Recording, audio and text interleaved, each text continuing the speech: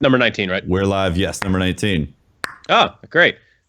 Hello and welcome to the 19th episode of the Destiny Community Podcast.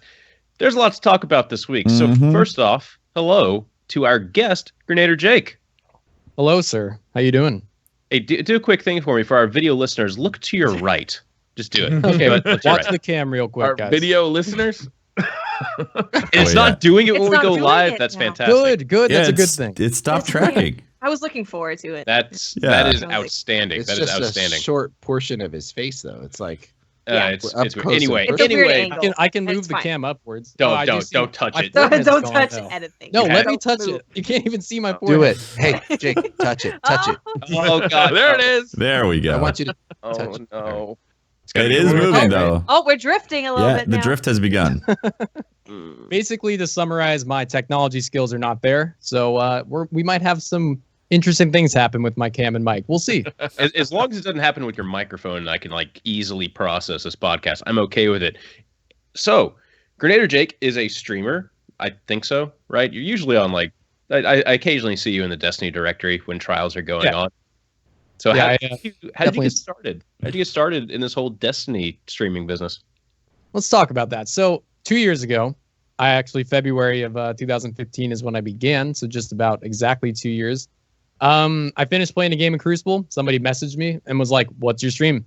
I was like, "What the hell is a stream?"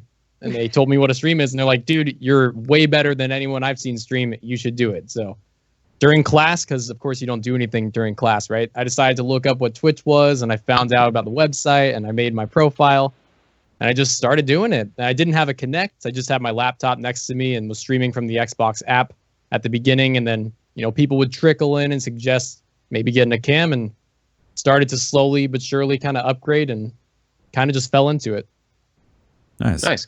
So you mainly stream trials, PvP? Yeah, I mean, I'm at the beginning I streamed kind of whatever, but as soon as Trials came out, I just found myself kind of helping viewers through, and it kind of just naturally happened. I was playing Trials, and people were like, "Hey, can I maybe try to get into the Lighthouse with you?" And I was like, "Sure, why not?" So I would just accept people in, and we try to go flawless, and then kind of built itself into my routine, and then I formed a system, and now it's what I'm known for, and it's basically what I do. About 40 hours every weekend, I'm doing Trials carries. Nice. It's a blast, dude. I love it. I've loved it the whole year and a half I've done it. How'd you come up with your name? And how'd you come up with the spelling for your name?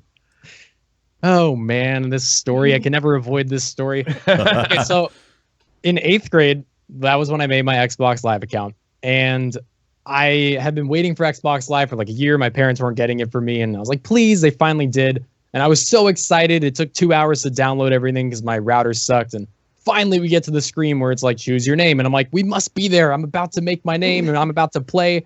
And I was like, I guess I like grenades. I'll make myself GernaderJake. And I was in 8th grade, didn't have a computer next to me, didn't spell check it.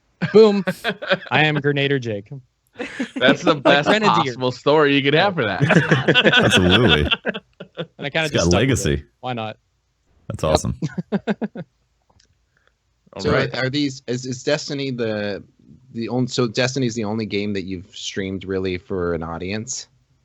For the most part. I mean, I mess with other games every once in a while, but never seriously. Like I played Halo today, for example, just did some Halo 2 custom games kind of as a throwback to have some fun. But the bulk of my stream is Destiny Trials Friday through Monday. And then Tuesday through Thursdays, I still play Destiny, I'd say 90% of the time, but those are kind of my unscheduled whatever days where, if I'm feeling like doing something different, I can, and my audience understands that. But if I were to like midday Sunday be playing something different, it'd be like, what the hell's going on? Like, what happened to this channel, Mhm. So Trials is dead, man. Everyone- Didn't you know?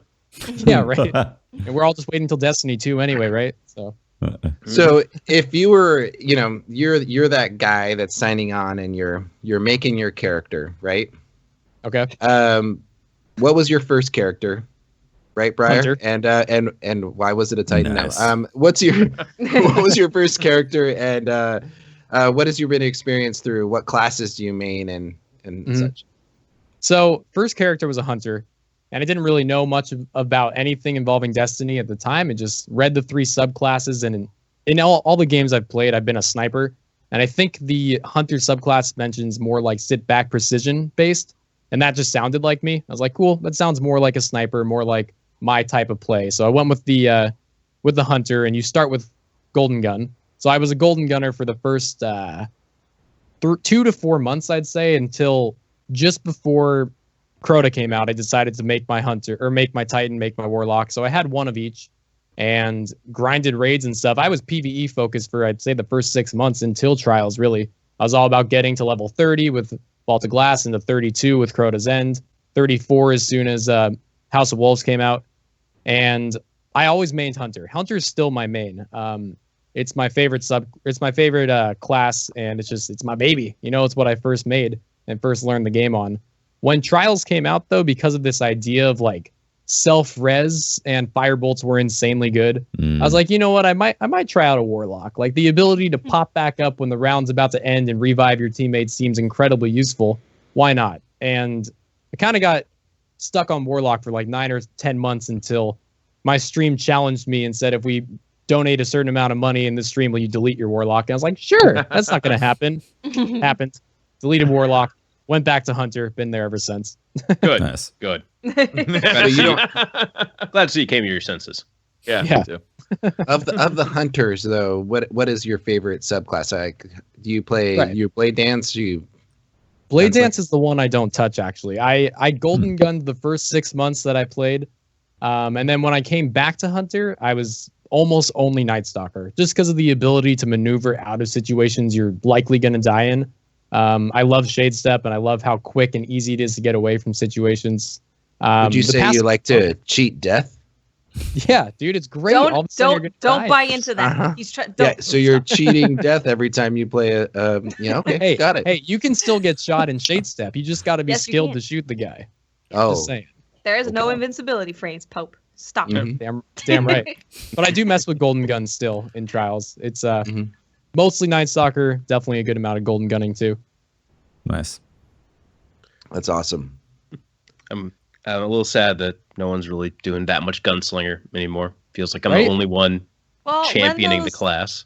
those throwing knives get solar damage on it. Oh, I dude, mean, that's Dude, That's- it's next more level. on that. Those solar burns are gonna Right? kick some butt. I have dedicated a at least 50 minutes of this podcast to solar damage on throwing knives. That's what we're going to be discussing. Excellent.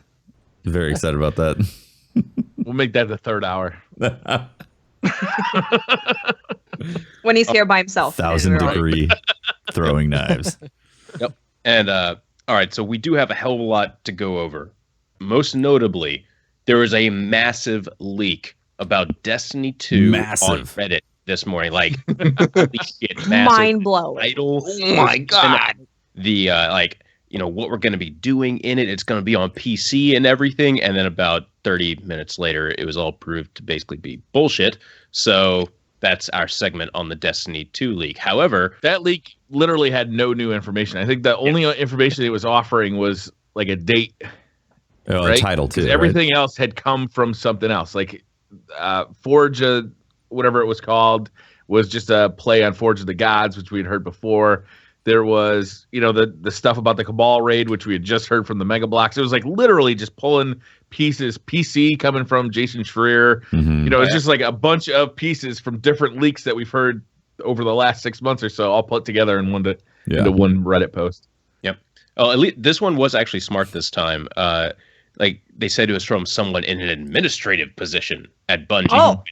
That, Oh, man. Administrative. That would basically, and by administrative, which is an unfathomably vague term in terms of a developer, maybe if they had a specific position in mind or something, then yes, if it was a very high up administrative position, then they It would was know. Martha in HR. We all know it was Martha. Martha, we Martha. know it was you. God damn it. Freaking you're Martha about with to those stop. leaks. It's probably Which that is one stupid like potted security plant. guard that comes in once a year and it's that guy. It's definitely Turns that out there's a guy that's been living in the janitor's closet the entire time. And The they just haven't known. administrative janitor's closet. As far as So a actually- word of caution to people in the community: there's going to be a lot of rumors out there, and there's going to be a lot of like people trying to scam you for with different information. A lot of trolls.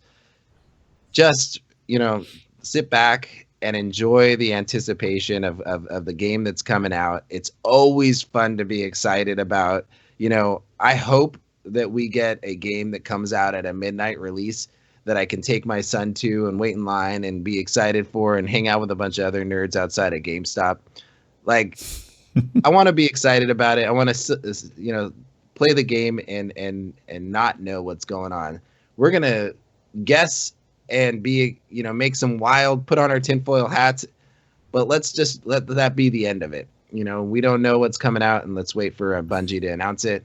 But it's fun. I love the leaks and the rumors and all that stuff because it's fun to just it's fun to add your speculation too. It's fun to use as a thought experiment, but don't hold Bungie to it. Yeah, No. and definitely take it with a grain of salt when you see these things pop up on Reddit, because as soon as I saw it, I was like, this is way too much information to be revealed on a Activision earnings call, and which we saw, because one of the things was that this whole thing was going to be dropping information on the call, and they had early access to it, which is obviously incorrect. So there's going to be a lot of those things coming up until we actually get some solid information from Bungie itself. Mm-hmm. We did get the earnings call though.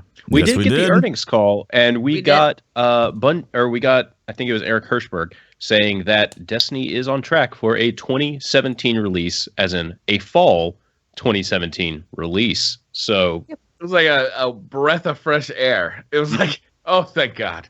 It's almost like we were told that a while ago, and it sounds then like we were told that a year people ago. started writing articles being like, Destiny 2 delayed. Well, in my opinion, I have a feeling that there's going to be a delay. So Yeah, it that sounds was like literally every article. It was, in my feeling and opinion. You didn't, in the back of your mind, you didn't have No. some doubt that it would come out in 2017. No. Zero. No. I've been saying it from the beginning. I've said if we don't hear anything by March, the end of March, then we need to start thinking that there might be a push. But here it is. Activision confirmed it again on the earnings call. That's 2 times now that they said it's on track. Now stop Yeah. it. Yeah. Does on track mean like 100% though? Are we sure? Like 100% sure. Let's put it this way. 2017. Let's put it It's this way. When the train is on the track, it's generally a very good On the- thing. Okay, that's true. Did you I guys agree see with that Jason Schreier quote where they kind of explained the financial penalties that Bungie Yes. would have to pay Yeah. if it did get delayed till 2018? Like That give thing's up coming out shares. in 2017. It's Yeah. coming out in Right. 2017. That thing is be coming here. out. It's interesting. There was like there was a lot of people out there who were like, "Oh no, does this mean it's going to be rushed? Like, I can't believe if they have to get it out this year, That's- They've then we're going to already have a rushed had product." a year extension. Exactly. That's the new thing. That's the Yeah. new thing. It's like, well, now it's going to be buggy and awful, guys. Oh, no. Oh, it's a push release. I can't have this. It's like, no. I think they probably started working on this game like at the time they were launching Destiny, because they knew they needed a new engine, they needed new technology. So I'm assuming that they already laid framework for it several years ago, and this is the okay, let's fine tune some stuff. They bought another year to be able to get those fine tunements and also put into place a plan for content that they want to release. Mhm. Yeah. So we do know it's coming out 2017. Fantastic. I'm pretty sure we're all done saying awesome to that, and we're going to move into the meat of the podcast, which is Yes. the patch. Hotfix 2.5.0.2, I think I got that right, is coming out this Tuesday, and they had the stream going over it. Then the stream this patch is specifically targeted at the PvP sandbox. There are a couple of PvE changes in it, Yes. but mostly these changes are No, it's basically going to be affecting it's PvP. targeted at the you shotgun apes. Come on, it's targeted at them. Come on. I will have a piece to say It's about targeted that to later. special ammo. Period. Yeah, I will have a piece to say about that later. Anyway, so let's get right into it. I think, first of all, what do you guys think? Patrick, of you're the the only person I know that prepares rants ahead of time. I am very Like a lawyer. opinionated about this stuff, and I don't have much as to much do. as you don't want to put a format to this show. You're Yeah. you always got your a rant Look, ready to go. I prepare my rant. I don't prepare when I'm going to do the rant. Okay, we'll leave I it as rant that. in the shower, so I'm prepared for when someone asks me. I got my rant ready. Got the got my rant exactly. ready. got the rant I got bullets. my rant ready. Good to go. Yeah, Exactly. got my bullet points, so I can argue appropriately. First, the people that were on the stream, they had Greg C. Ping and Josh Hamrick on there, two of the sandbox designers. They were all things here, they did a really good job explaining everything. Clearly. Clearly. It was very easy to understand what they were saying. I like it when they say reduce the fire rate by 7.7%. I'm like, oh, yeah, okay, great, cool. Yes. That's a specific Anyway. number. This is good. I like numbers. Let's get into the changes. First up, sidearms, no change. Right. Okay. Shotguns. You just repeated their joke. Yes, I did. He wrote it word for word. Everything they said. I have was the like... list that I wrote whenever Again, this handwritten. stream was. Handwritten. Handwritten. I can't remember the last time I took notes physically on a piece of paper. I take them daily. Daily? You have daily notes? Wow. Where else am I going to write down these rants? A Where else am I gonna computer. write down these rants? Well, Right in front of you. they're in my channel as commands, Patrick. Yeah, So, yeah. It's fine with Okay, that. anyway, shotguns. No aim assist and no magnetism when hip firing. You're going to have to aim down sights. I'm just going to go through all the shotgun changes. Significant decrease to in-air accuracy. Remove precision damage to shotguns, but the Chaperone and Universal Remote will still do precision damage. They didn't speak about Lord of Wolves, though. They did increase the damage in PvE by 20% to compensate for this, and then decrease the ADS time when using rangefinder. They also, that's the final thing, removed the movement penalty on shotguns when wielding them.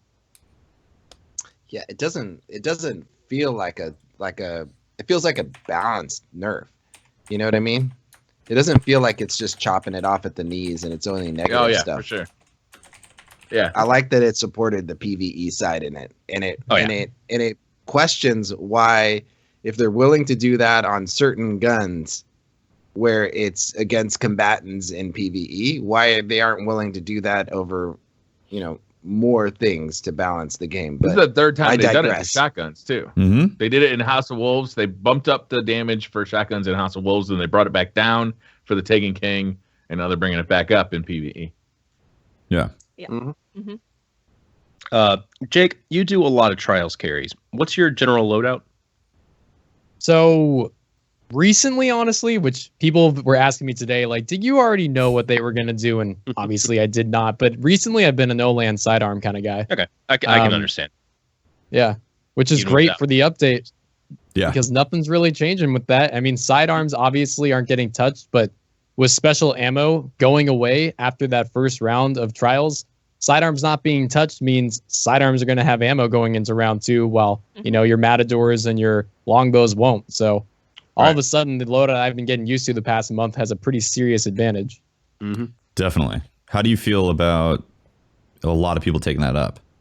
Like how often do you see it right now on each weekend? How often do you run up against I've been that combo? seeing it more and more, honestly. Yeah. Like over the last month or two, it's been from you see it once every 4 hours, so you see it, every other card, to you see it every card, to now it's almost like every other match somebody's got a sidearm on and at least someone has a no land on.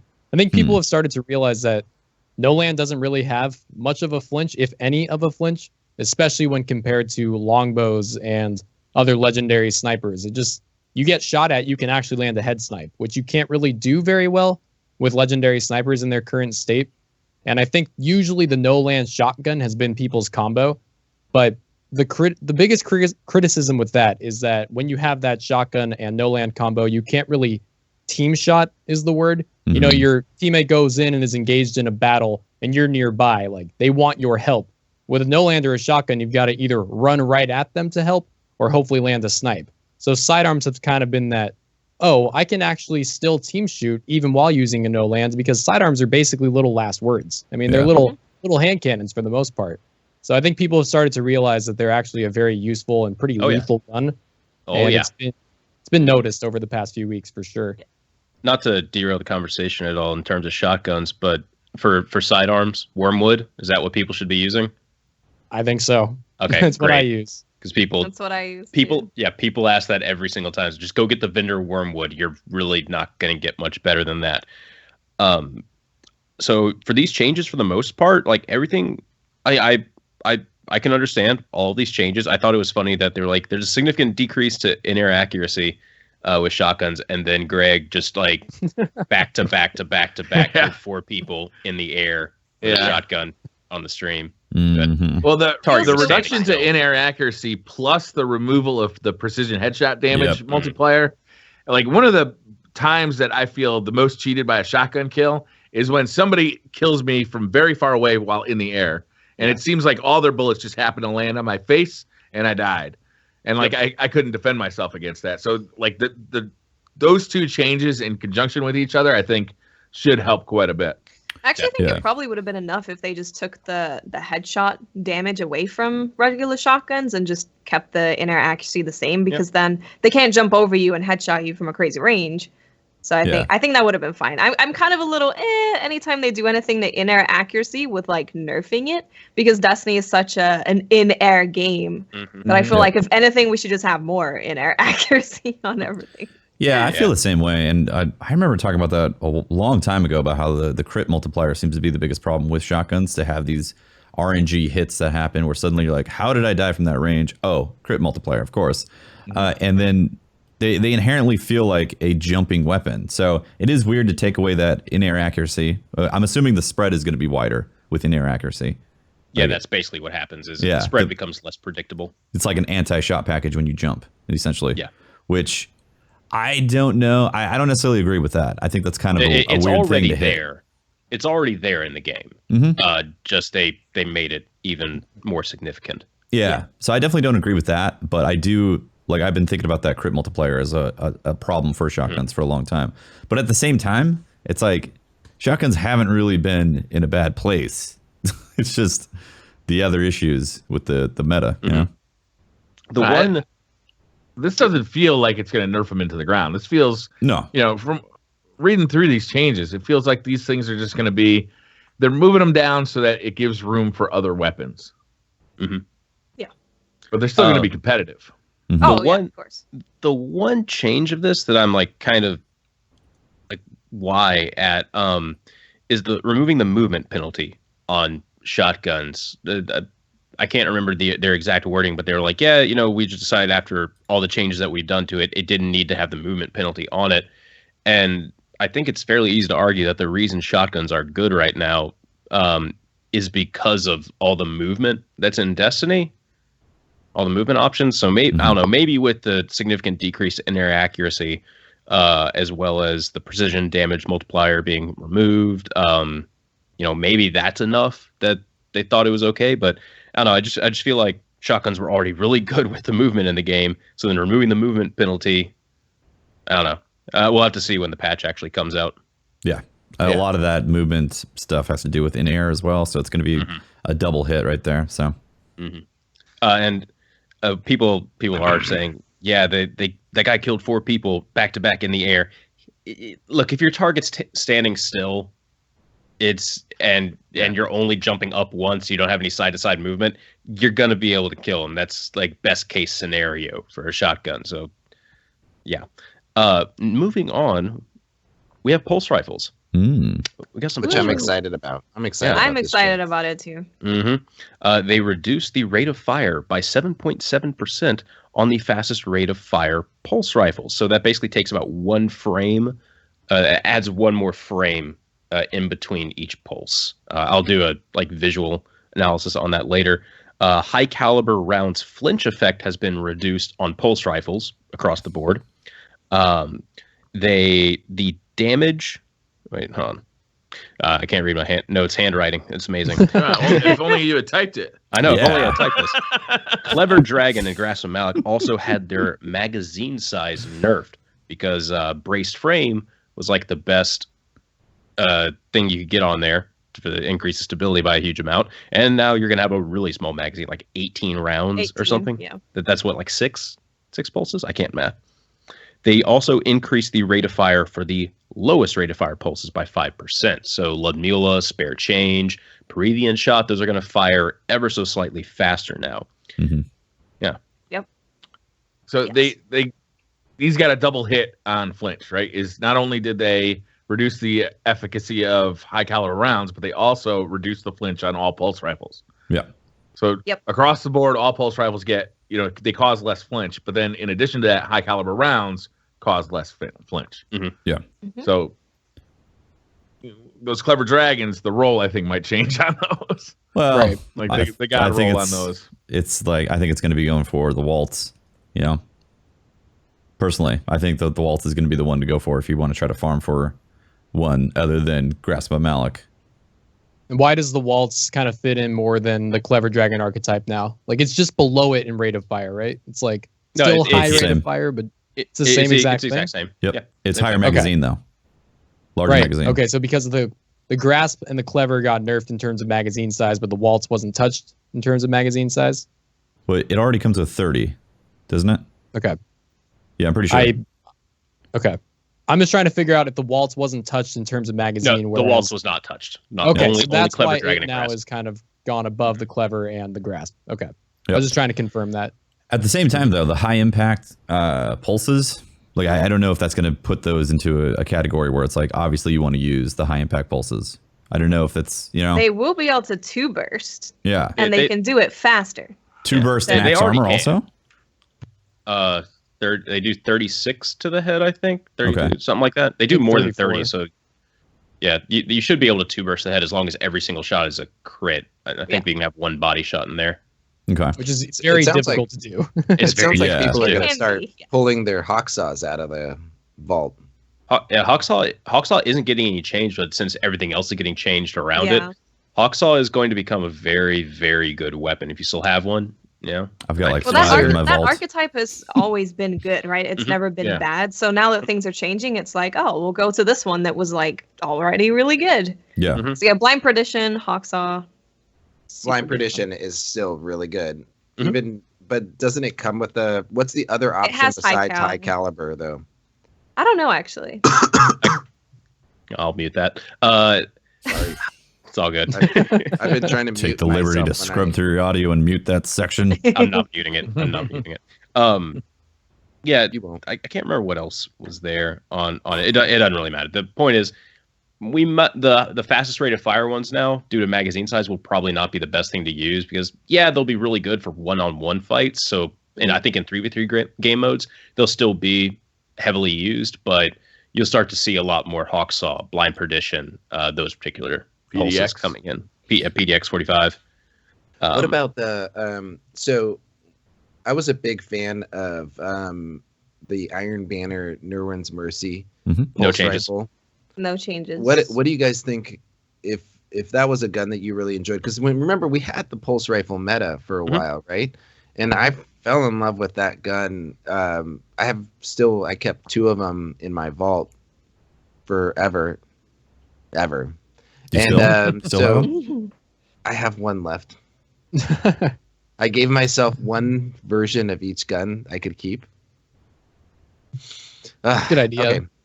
It's So, Brian, it's here. yeah, What was the no, it's question? really. What was the question about it? Is am I going to be able to No. grasp my? You're Well, you can still No. wield it, but you can still use wield it, but there's no reason to believe that it would be any better than it currently is. Yeah, Blind Perdition Hawksaw is still a strictly better version of that weapon because it kills in the same number of shots, essentially, but faster. Yeah, More sorry, bells and whistles. but don't worry, Pope. You do have some good news coming with this patch. What Mhm. is it? Auto Does it rifles. have anything to do with blue microphones? No, that's not Too that soon. time yet. Too Pope. No, soon. Not that time. They Jesus. increased the base damage of low rate of fire auto rifles. So the ones that I think you like the most, and then they also increased the precision damage multiplier on auto rifles. So Suros, So- all right? auto rifles. It's the There's 2 Suros meta. There's 2 guns. There's 2 guns that as a support player, aka I suck at PvP, so I like to have fun. As a support player, there's 2 types of guns that I really enjoy. One is the slow fire rate auto rifle because of the range on it, but then also the high fire rate. I was really excited about the doctrine of passing getting a buff to crits, because if you actually have the God roll doctrine, it's not that hard to control, and you No, it's just you hit chest high and it kicks a little and then stops, and you're just, if it's going to be crit damage bonus on that, that's going to be, It's I'm looking going really to tell good. you, that's going to be tasty. Yeah. It's gonna be Yeah. very- I'm excited about that. And just like I said, Suros, also Genesis Chain might actually be decent. You know, with that little Yeah. bump and also in the crit because that's a fun weapon Shadow as well. Price. Shadow I don't know. The Price. Suros will be decent. I think the stability is just too low on that thing. Is it? I haven't used it in a long time. So I was messing around. I've been with using it. It already last wrecks year. everyone. Does It's it? gonna be great. I mean, does. she's Multiplayer. pulled off some crazy 3v or 1v3s with Suros. awesome. Really? Getting your health back's important in 1v3, so There I you can go. see it being useful. Yeah. So are the Suros and the Genesis are the same in terms of rate of fire and impact? Do we know? Yep. They So those are they're going to hit 34 to the head then, right? Because that's what he was doing with the Genesis in the stream. So 6 bullets, 6 auto rifle bullets to the head. Yes. Done. That's Wow. That's going to be Yeah. powerful. It's gonna be good. If all my Gonna enemies can stay still for me too, like that'll really help me get that time to kill just where it needs to be. Premium time Just to like kill. the stream. Just I need everyone to always go to the tree on Bannerfall and just let me shoot you until Right I get there. Just we run out of right medals. there. Yeah. That'd be Yeah. great. Yep. So yeah, auto rifles will definitely. I feel like with the changes to special ammo that we'll get in later, auto rifles, pulse rifles are going to be kind of the easiest to use weapons across the board if you're wanting to go into PvP. Although I'm really feeling a lot of love for this patch because it didn't sound like they killed hand cannons either. No. I feel like they did exactly what the community wanted with hand cannons. Almost. Almost. So Yeah. close. All right, well, So close. Let me get into it.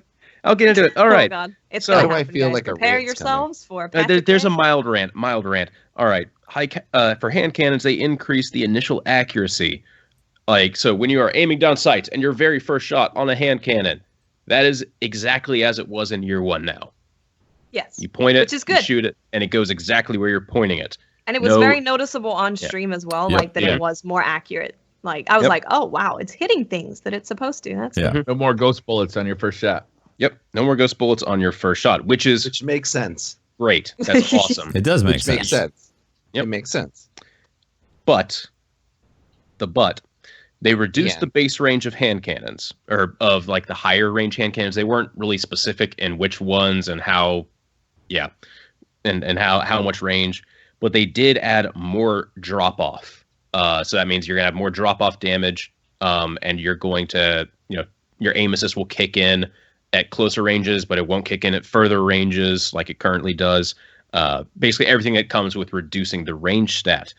Also, they increased the max range fall off. So instead of doing like I think 50% of damage, you're only going to do like 30% of damage when you're at the absolute max range I of the love hand that cannon. change. Yeah, no, love I it. That I makes think that's perfect good. sense. Yeah. Yep. That's a great change. But final accuracy is still the same Yep. on hand cannons. So So if you spam the trigger, you're going to be less accurate than if you take your time, aim, and shoot. yes.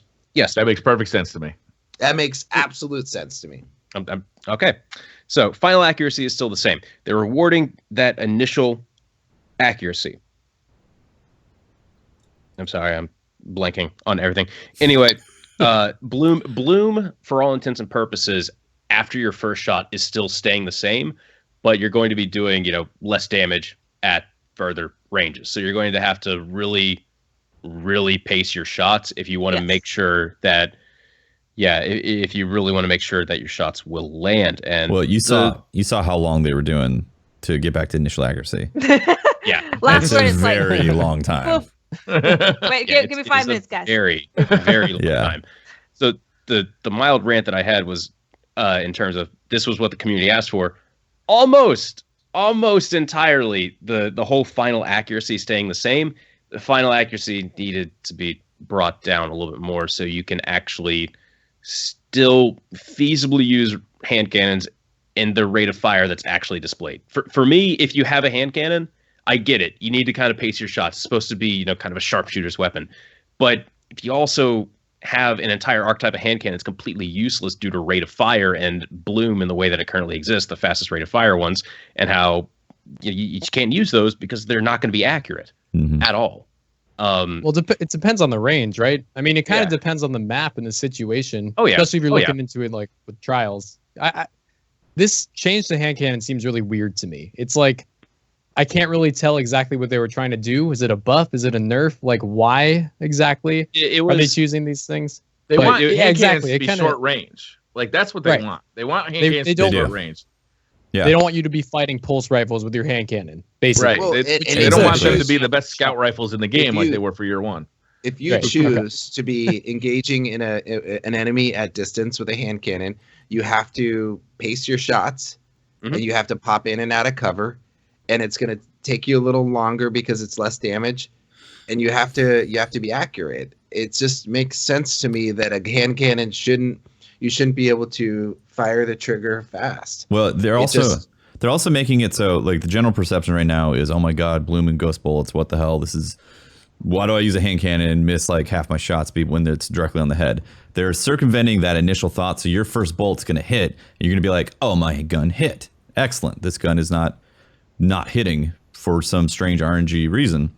But the follow-up shots are not going to hit. So it's going to be a twofold type of thing. It's like, sure, you get that first shot off, but then following up is going to be difficult unless you're team shooting. So the hand cannon meta, or I mean not the meta, but the hand cannons in general can be great for team shoots. But like you said, they want to force you to be more of a close range type of user for those hand cannons to hit. And I do agree with that. And I think they're, like I said, trying to fix the feeling of hand cannon so people don't immediately say, well, it just doesn't hit ever. And now like you always hit your first shot. The one other thing for this is with range being like reduced across the board, I feel like it further. It's not across the board though, right? Sorry, not gonna across the board, impact- just the higher impact, yeah. range hand cannons. We'll have to see what that actually means because they weren't Yeah. For sure. really specific.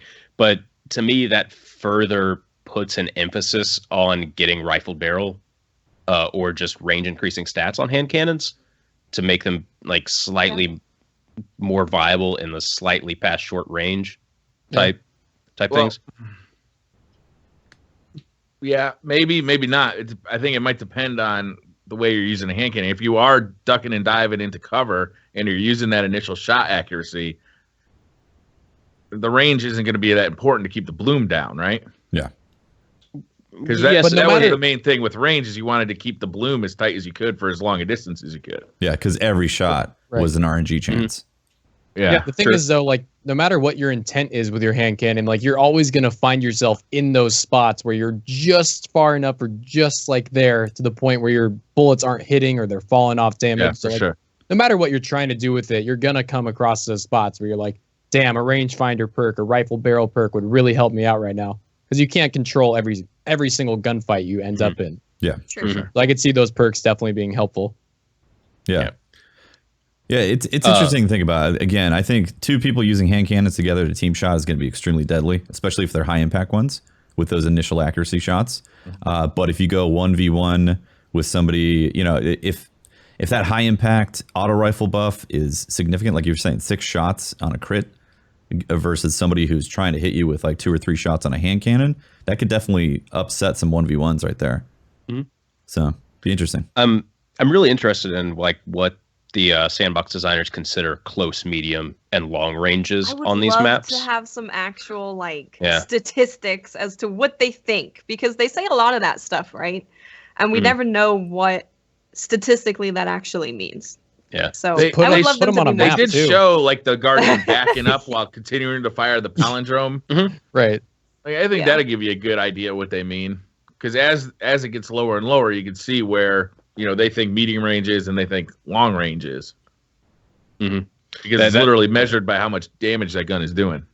hmm Moving on, there were a couple other changes just to primaries across the board. High caliber rounds has been fixed on scout rifles and hand cannons. Don't really know why I'd use on a hand cannon anymore, but scout rifles, if you want to use high caliber rounds on it, you are actually going to get a benefit instead of it hurting you. As it Did Mida get it currently back? does. No, sorry.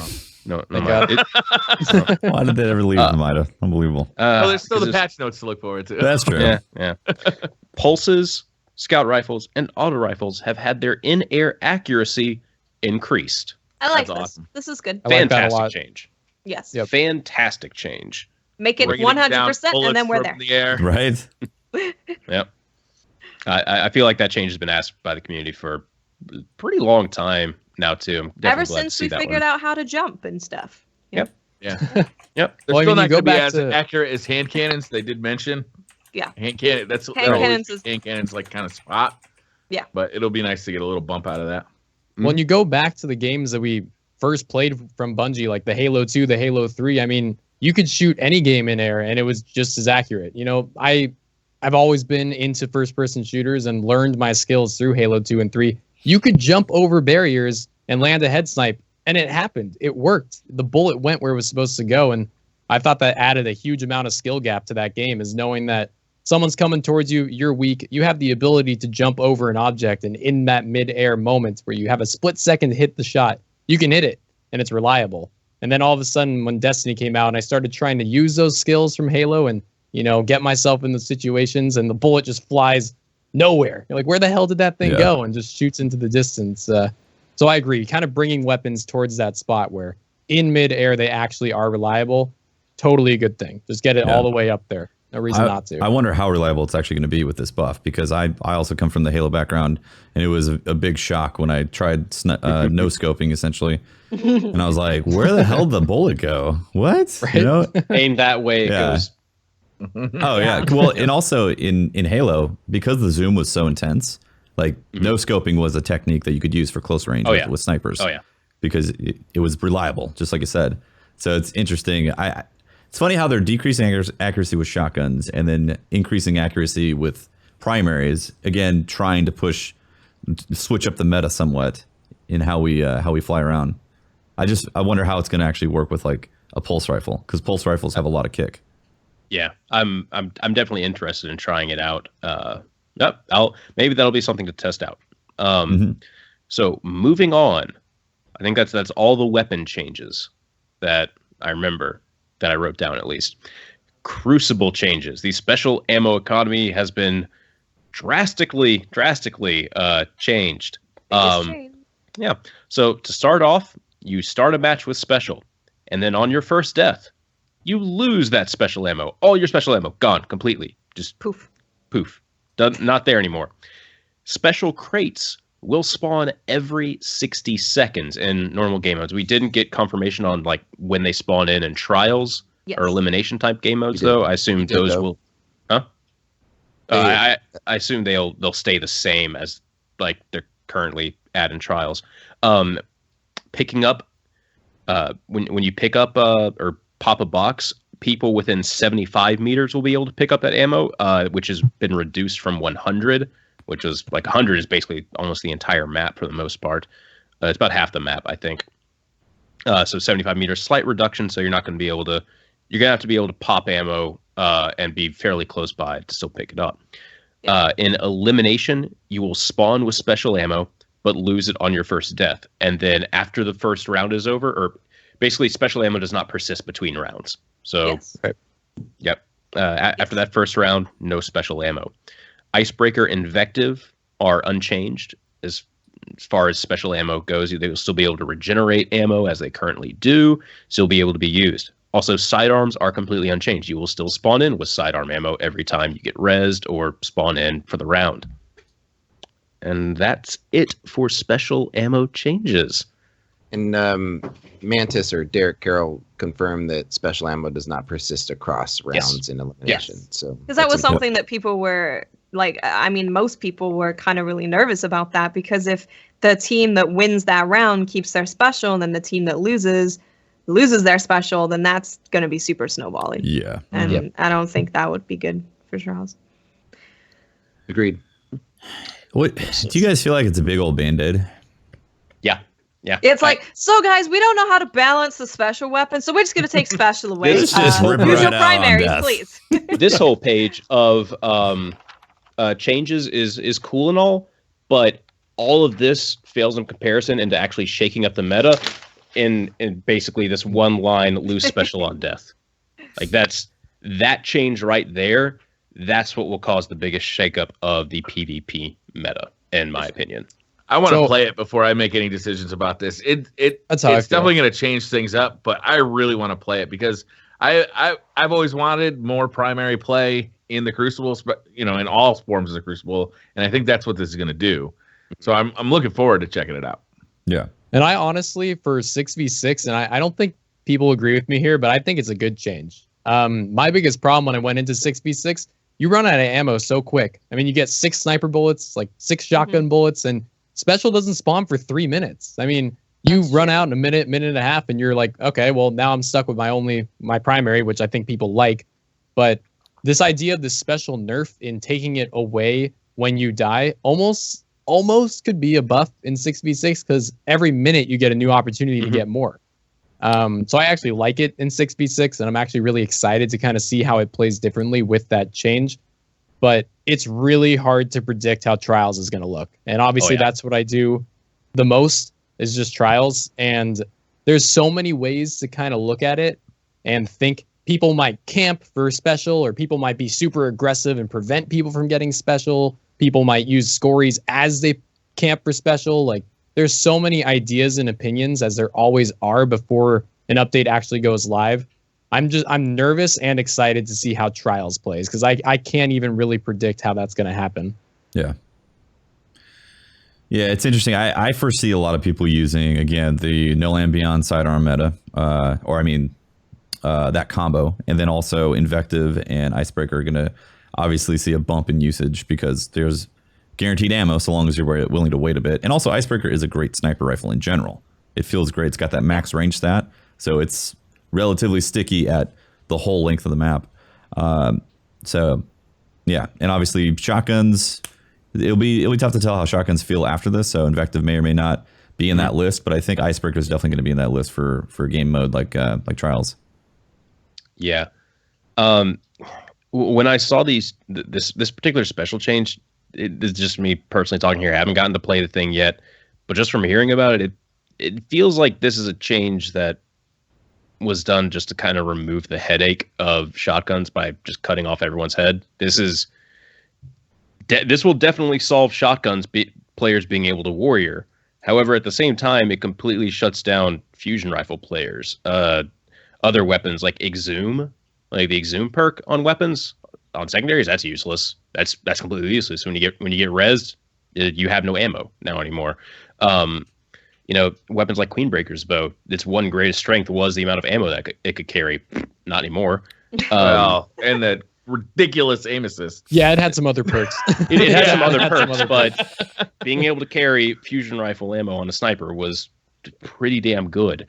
I get it. Shotgun warriors, it sucks to trade with one, and they're still going to be able to keep going and trading with people, getting kills. But I don't know, to me, this feels like the wrong type of change for the sandbox, because it hurts everyone for the sake of nerfing this one warrior playstyle. They had to nerf fusion rifles though in some way. So some obligatory nerf. It's a Destiny patch.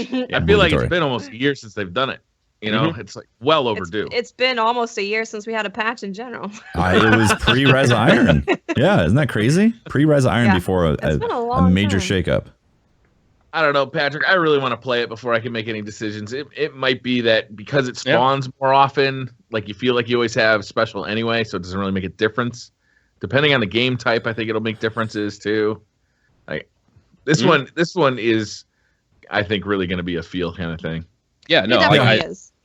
I mean, I'm looking forward to it, honestly. Yeah, for all I know, this patch could play amazingly, and like this special ammo change could be the thing that we kind of needed to have those spaced out secondary and primary fights everywhere. I mean, if people were complaining about special ammo, this is definitely going to reduce the amount of special ammo in the Crucible in a certain way. However, at the same time, people really don't like hearing that they're not going to be able to use their special weapons for a certain amount of time. Yeah. Also, perks like Rescue Mag and Replenish and all that, those are going to be very good. Became good. Very good. Became very good. Mm-hmm. I'm hoping that we see more primary gunplay, and I think that the nerfs bring up more guns to that level and reduce. I think we're shifting to not just a pulse rifle meta or a Matador meta, or whatever. I think what we're looking at is a shift to primary gunplay as a whole. Yeah, and that's what the focus was on, and people may be upset at the way they handled special ammo. I personally am not, because I think we've had how many freaking years of special ammo meta?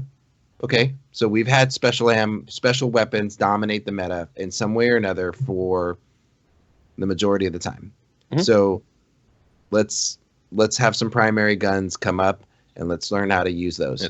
The only time special weapons didn't really dominate the game was when they had it so like you didn't spawn in trials. And then they With cut special that ammo. off like a week And then- later. No. like The a week, That was icebreaker. not last long. Icebreaker Oh, came. come on. No, icebreaker suddenly. This is what I'm saying. I don't disagree with you, Pope, at all. Like Right. I want a primary focused meta because I enjoy those gunfights. But the issue with this, just ripping that stuff out and making you respawn without none, is that there is some obvious loopholes. Again, NLB sidearm, and then icebreaker, invective. Those make it very difficult.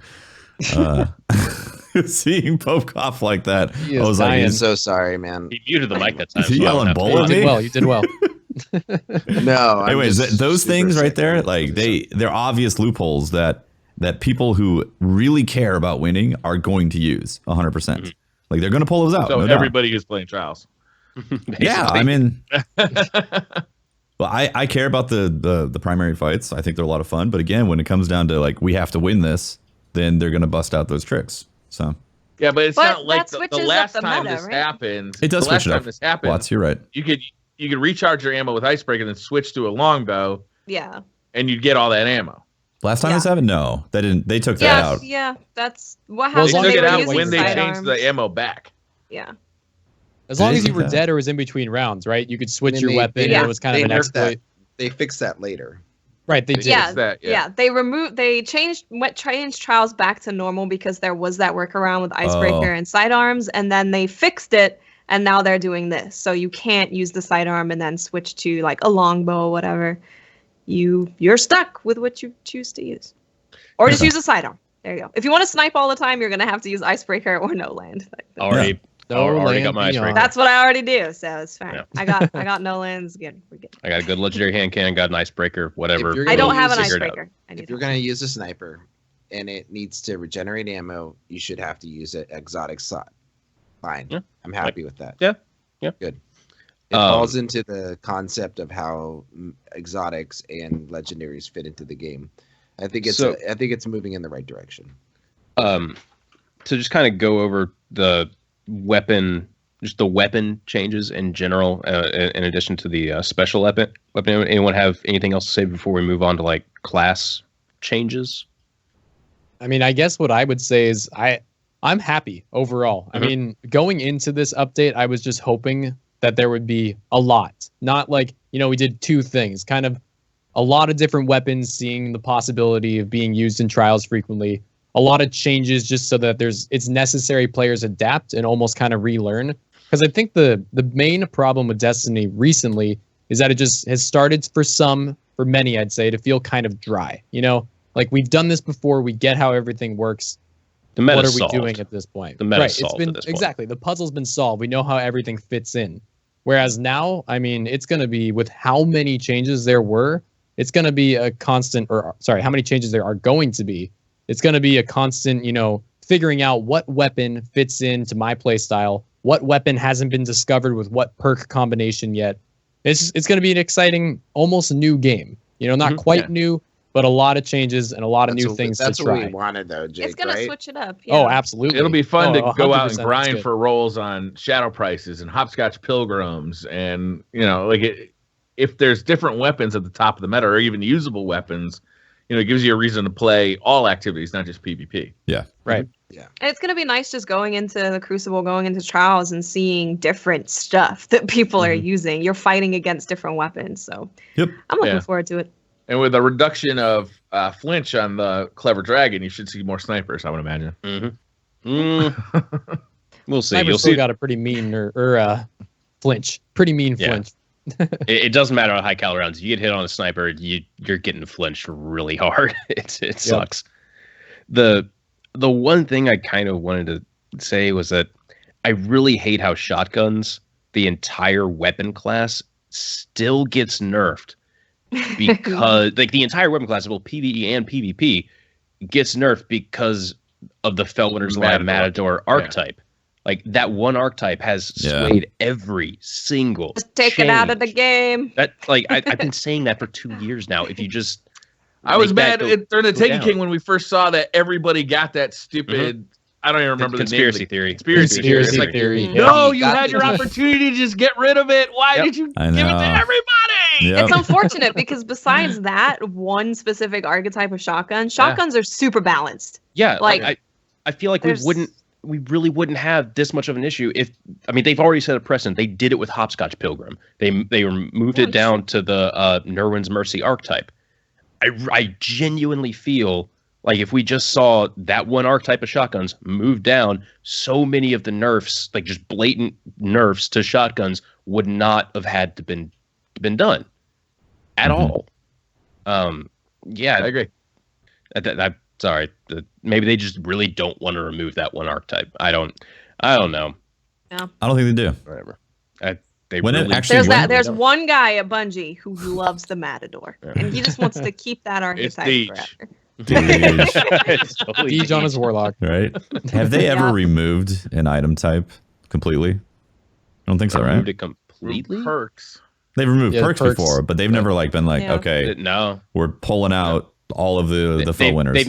They made some archetypes like impossible to get outside of like an exotic. I think for basically all of Taken King, you couldn't get a fast rate of fire scout outside of Mida. Right. And then they brought in a bunch more of those. Oh wait, High Road Soldier, isn't that what? That's a scout. Yeah, right? You said Mida, right? A fast firing Mida. Yeah. Wasn't that a fast firing one in House of Wolves? I could be wrong. I believe so.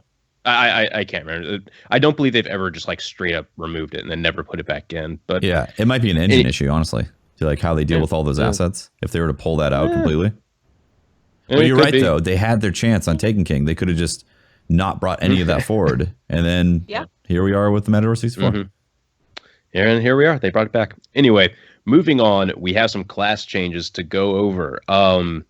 Crafty, if you happen to watch the podcast, I'm very sorry. I don't know who you kept killing at Bungie, but Jesus, you must have made some people pissed because Hungering Blade, instead of it like just immediately causing you to start regenerating your shields and your health, it just restores like a block of health. And then if it were to restore some of your shields, it restores shields as well. But it doesn't only restore shields.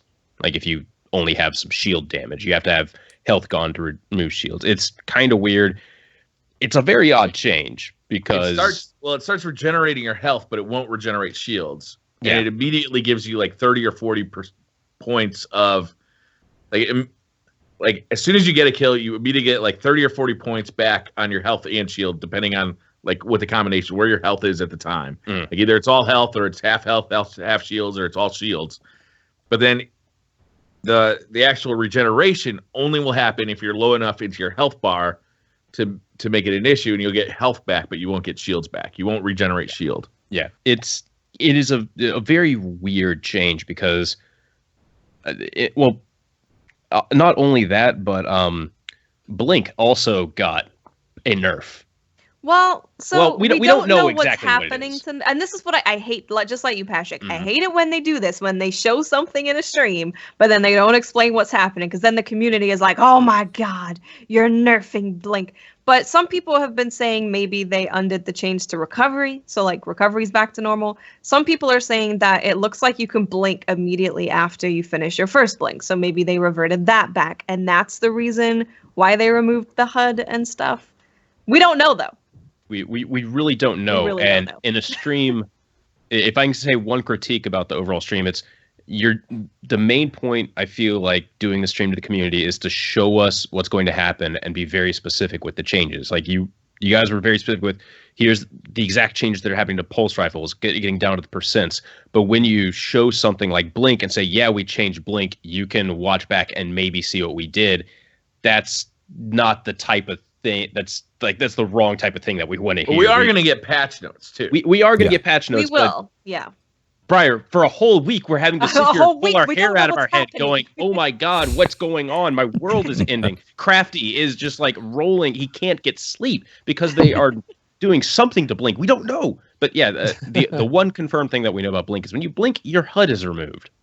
And it's removed for like a second or something after you're out of blink too. Why? And does that affect ionic blink when Stormcallers are active? Probably not. I doubt it. Damn it, please. Why would they affect Warlocks? When they, Come it on. should make it to where, like, if you use Storm Trance, your super just goes, your radar just goes away. Like, you just don't have one for the entire time. That's Be awesome. I wouldn't Honestly, mind love that, to see honestly. it. this nerf to blink feels like that. Honestly, they're like, well, we don't like people being able to blink and get this advantage, so let's just remove their radar for a bit, so they have to see where they're at before they blink. Yeah, You know? I It's weird, I don't man. understand it. It's I weird. don't understand No that. one seems- even that uses seems like the blink intention. anymore. Yeah. But we don't even That's really crazy. understand what it is yet, right? Like No, it's we some really kind of a difference, but we don't really know. As for the blade, though, we understand what that is, and that is weird. Like, Weird. here's my opinion on it. Like, if you are not a solid team and a very coordinated group, blade dancers in their actual super can seem OP. And what I mean by that is, imagine 3 players in trials kind of near each other, and you're all trying to put shots on them, but you're not coordinated enough to all be taking the right angles together, and some of you are missing shots. A blade will kill one, be full health, kill another, full health, kill the third, and I can see how people would complain about that. But where my opinion comes in is that seems fine. That's how supers It's a should super. be. It's a Exactly. That's how supers should be. If you want to shut down this super, then you need to be in that place where all 3 of you are ready, taking the right angles, not missing a bunch of bullets, and then you'll take them out. But now they've made it so even if you aren't together and even if you are missing your bullets, the blade dancer is still very vulnerable. So it seems very odd to me. I don't think they really I think they made a mistake with that one. Blades already could get shut down by so many of the other supers. Easily It seemed like every other super had a. It doesn't even need a super to shut down. You just need a shotgun or the sniper, Shotgun a melee. really good Shotgun sniper shot, melee. a fusion rifle. Mhm. Yeah, shotgun melee is the most powerful thing. Like, if I'm a blade dancer and I see someone with a shotgun, I'm like, I don't know if I want to go in. Is that really what you should be going through your head when you have No. an active super? Honestly, when I see someone use a blade and like I'm shooting him and he kills my teammate and ends up killing 3 people, I'm like, okay. I just move on because I'm like, it's a super. I kind of expect that if I'm in the path of a super and I'm just standing there, that I'm going to die to a super. That's what they Yeah. are. I'm just glad they didn't touch cauterize. Am I right, Briar? Yeah, I mean, right. Yeah, right. Who Or- freaking someone at Bungie hates hunters. We must find Or them. the Voidwalker ability either that allows you just regen health on on everything. Lifesteal? on Yeah. everything everything. that you have. Oh, Yeah. weird. Yeah. If you Yeah. touch Just a them, little you don't slap. even need to touch them. If you just kind of like are Slap 6 Yeah, you feet just away slap from them. with your them, air. yeah. It is so weird. Blade Yeah. Dancers are getting some weird changes. Also, they just because we're talking about Blade Dancer, Shinobu's Vow is getting some sort of change. We don't Yeah, know we what don't it know is. what that is yet either. We assume that they're Enhanced. I think we're tracking. gonna find out about a lot more exotic changes because they Yeah. seem to be hitting at a lot of exotic changes, but not really going into details. So I think they're waiting for the patch notes to tell us some more about some exotic stuff. Yeah. Um, Hold up. Also on the Blade Dancer stuff, I mean, some of these changes with Blade might be in anticipation of how special ammo is getting changed also. So there might be those instances where they realize there's going to be less shotgun ammo in general, so they need a way to combat that. So if it's only primary, That's a good point. yeah, if it's only primary, then being able to team shoot with primaries and they can't regen their shield off of a 1 kill would actually help that situation then against Blade, because Blade might be incredibly overpowered. Then you spawn into a round on trials, they don't have special ammo, you pop Blade and go rush them as fast as possible. It'd be an easy kill or easy team wipe. we'll see how it plays out. From first things, it definitely feels like some of the changes are a little bit odd on first impression. Moving over to the throwing knife, Thank God, I got- right? dude. when I heard him say it, I was like, oh.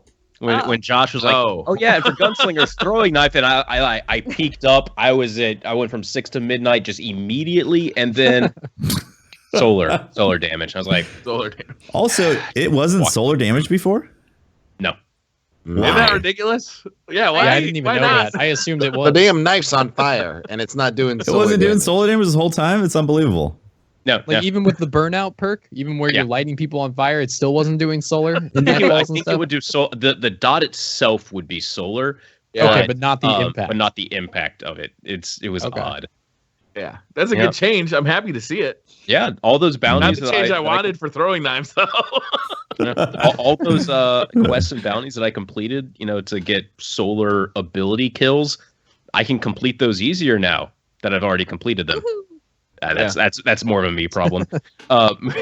Moving over, Stormcaller melee reduced to normal range of Warlock melees. Much rejoicing. There was much rejoicing. However, they weren't. What is the normal range of a Warlock melee? Like still 20 feet away? When like a Voidwalker. Yeah, I know. Also, I mean, still, that's a pretty far range. They didn't make Thunderstrike be like the same distance as a Warlock melee, so they still have an extended melee range, and they also have the lock on where you could be looking, God knows where, and still hit 180 degrees. Yeah. So are you saying with that perk in the subclass, a Stormcaller still has a further melee than like a Nova Lock would? It will still have a further melee. Well, they weren't very specific. We don't know if like all they said was power melee, right? Oh, I hadn't thought about that though. Damn it! I was so excited they'd be like no matter what, even with Voidwalkers and Sunsingers, but I didn't think about how there's that extra perk in there where they can still extend that melee. Erg. Thanks, Deej. We'll see. We'll see. Thanks, Obama. Yeah. Final change to the classes. Juggernaut Shield will be disabled after being in the air for a short time, and I also believe it can't be activated while in the air. That's right. It's like 2 or 3 seconds in the air, it'll turn off. Yeah. Interesting. Now, I don't know about you guys, but I feel like that wasn't the whole problem with Juggernaut Shield. It was more of that none of your damage goes through the shield. It can need a Nighthawk golden gun shot. It can need a sleeper simulant shot. It can need anything. Just for an infinite amount of damage. One thing I did think about is most people who are really good with Juggernaut shields are ones who are skating around the map really quick. Mm-hmm. And if a Juggernaut shield cannot activate while in air, does the Titan skate is that considered air? If you're boosting around the map, the Juggernaut shield might be really inconsistent in coming up, which I think is kind of one of those hidden things that's actually a really good thing, possibly. I like it. Yeah. Yeah. I like the change. I like it. Yeah, because I mean, really, the people who get to you really quickly are the ones who are abusing that ability to skate around despite having the highest armor. Titans can fly around the map, and if they can predict exactly how that Juggernaut shield is going to react and exactly when it's going to come up, they can still be extremely powerful. But if it's hard to predict now that it can't come up in the air, it might be a tough subclass perk to really use effectively and to know exactly how it's going to act. You combine that with the changes to shotguns too. Yeah. Shotguns are going to be less deadly from in the air. They're not going to do crit damage. You're not going to have that Jug Titan just flying at you. Right. You're just unable to get enough DPS into him to get him down, even though you saw him from across the map, Yeah, exactly. That's what I really felt about the change. I was like, okay, it seems like they're really hitting just Jug Shield and that playstyle really hard with the changes to shotguns, and then they're like, stop floofing around and shooting people in the face. Damn floofs. So, Warlocks. They will get their time. Oh, we didn't mention Landfall, by the way. Oh, yeah, Landfall did not get mentioned. The thing that was complained about by all of the player base. Everyone complained about this, clearly. It was basically, Landfall, when you use it, will cause your super to not last as long. Now, I got my Warlock pulled up here. What else is in the Landfall tree? It's been a while since I played Stormcaller. Okay, we got. Oh, I'm apparently still using Landfall on my Storm Trance. Superconductor doubles your Storm Trance's lightning chaining capabilities, and then Ionic Blink is also in the same tree. Oh man, that's a thing. I don't see anyone use that. No one's using Ionic Blink. Absolutely useless. Hardly ever see a Warlock blinking around with hands up. It's so. No, that's lag. You're actually thinking. They're right. They're T-posing around the map. Like, who are these people that are like, Landfall is such a problem? Like, wouldn't it have made how much more sense would it have made if they were like, okay, when you choose to use Ionic Blink, when you blink around the map, you lose more of your super than you currently do. If this change was put in with Ionic Blink, everyone would be like, yeah, that makes sense. I understand this, but Landfall. Question mark? Yeah, it doesn't make any sense. And also, if you're not wearing the gloves, that's because you don't have Ophidian. I mean, if you're wearing the gloves, it's because you don't have Ophidian aspects, because those are clearly better. There's so many other Warlock exotics that you would use, especially in trials, over that. So I think they did just mess up. I think you guys are right. I think they thought people were complaining about lamp ball and were like, it was ionic blink. We messed It's up. ionic blink all along. You couldn't see it because they were blinking. They can still Yeah. switch it. We still got a few days. maybe Oh we'll my get God. another tweet. Be like, so we realized that We got it for we kind of got it for Scories, except for not That's not true. this, not 5 days from now. We'll get into that later, I'm sure. Yeah. Yeah, we need to talk about that and how it was Oh, brought man. up and the reaction to Deej saying that chat was asking about Scories. I can Do understand. you want to why. reenact it? I'd rather not because I can totally understand the whole question about Scories. Like, those guys don't constantly stream. They're in front of like 50,000 people watching this. It's kind of a nerve-wracking thing for them. And he heard, is there story? He heard like story first. Yeah. And it's like, what? No, it took him a second. It's fine. I understand with that. But in the stream, they said no Scories will not be changed. However, in the weekly update this week, they did specifically name drop Scories, and that like they'll be looking at it in a future update. But they kind of vaguely worded, that they'd be doing anything to It'll it. They said definitely they'll be look at changed for Destiny 2. Like, no doubt about it. Look And Max, forward this fall. You gotta wait till like September. Yeah. They were so vague about that. They were like, there's a potential for a vehicle that could potentially deliver an update of that type of magnitude that might affect these artifacts, so you may or may not be enjoying their ways. I was like, okay. It's like, if we can figure out what to do and like by the time that next update comes, then yeah, sure, we'll do a thing. Yeah, exactly. Like, I see you grumbling about Scories. Don't worry about it. There were some exotic changes too, Patrick. Did you want to go over those? Yeah. So, well, we Did I miss We the don't know Scories this conversation? Yeah, you missed it. Yeah. But Oh, don't- we're not done with it. Trust me. We got more to talk about at some point on this segment. At I got some- things to say Oh, dude, you have I'd to say say. go Then you for should it. go say it right now. about while we're on Scories Scories. specifically. Yep, go. Yeah. Oh man. Yeah, go. Give it to me, baby. So I honestly, I bet you I hate the artifact Scories more than anybody out there. And I mean it. I really mean it. I do trials, like I've mentioned, nonstop all weekends. And that damn artifact messes with everything. And here's why. I mean, I'd say 90% of people don't like the artifact. There are people out there who like it. And those people who like it, I think in general kind of claim that, when used kind of as just an artifact for intellect, discipline, whatever it might be, and you happen to be around your teammates while engaged, like, why not have that perk? And I actually agree with that. But the problem is how easily abused it is. And how I see it used is teams play the game at the beginning normally. You play a trials match and one team goes up 1-0, maybe 2-0, back to 2-1. And then as soon as somebody gets a super on a team that has Scories, and obviously this is a blanket statement. It's not like every team plays this way, but so often my team rushes to the middle and it's like, where are they? Where are they? Oh, someone got their super, and I know that all three of them are bundled up in a corner somewhere. And then the game turns from a fun trials match into, we need to find these people before they all have their super. And likely you'll run in and someone pops the super and you have to run away and get killed. And it's just totally, in my eyes, reduced the skill gap and changed the way that trials is played. And it's made it so, I mean, it heavily promotes passive play, Mm-hmm. and if you are playing passively, you're giving up map position. You're giving up a lot of resources on the map. Special ammo, whatever. But now with Scories, you're gaining trump cards. You're just gaining. You're gaining those abilities. Just use supers. It rewards you very, very highly for sitting in a corner doing and nothing. Yeah. my opinion on how supers or kind of act in Crucible overall, not just trials, but my opinion on how supers work, I've always thought that it should be more based, and this would fix everything. It wouldn't even have to change Scories, really. It should be more based on kills and less than time. Instead of, you can sit in a corner for 3.5 minutes and you'll have a super, make it 8 minutes. Whereas score all the streak? kills, right, all Or a the kill kills are streak? doing like 1.5 times more super, so you can still get your super quickly. But instead of sitting in a corner, you go AFK to go take a piss, you come back, you have your super. I don't think that's how it should be. And I think that would fix a lot of stuff if it's way more favored on getting kills and way less about time. I mean, What what if they just took it out of PvP completely and just kept it in PvE? I would definitely celebrate. I'd I'd be have a few okay shots. with Yeah. that. And I disagree with all of you. Man.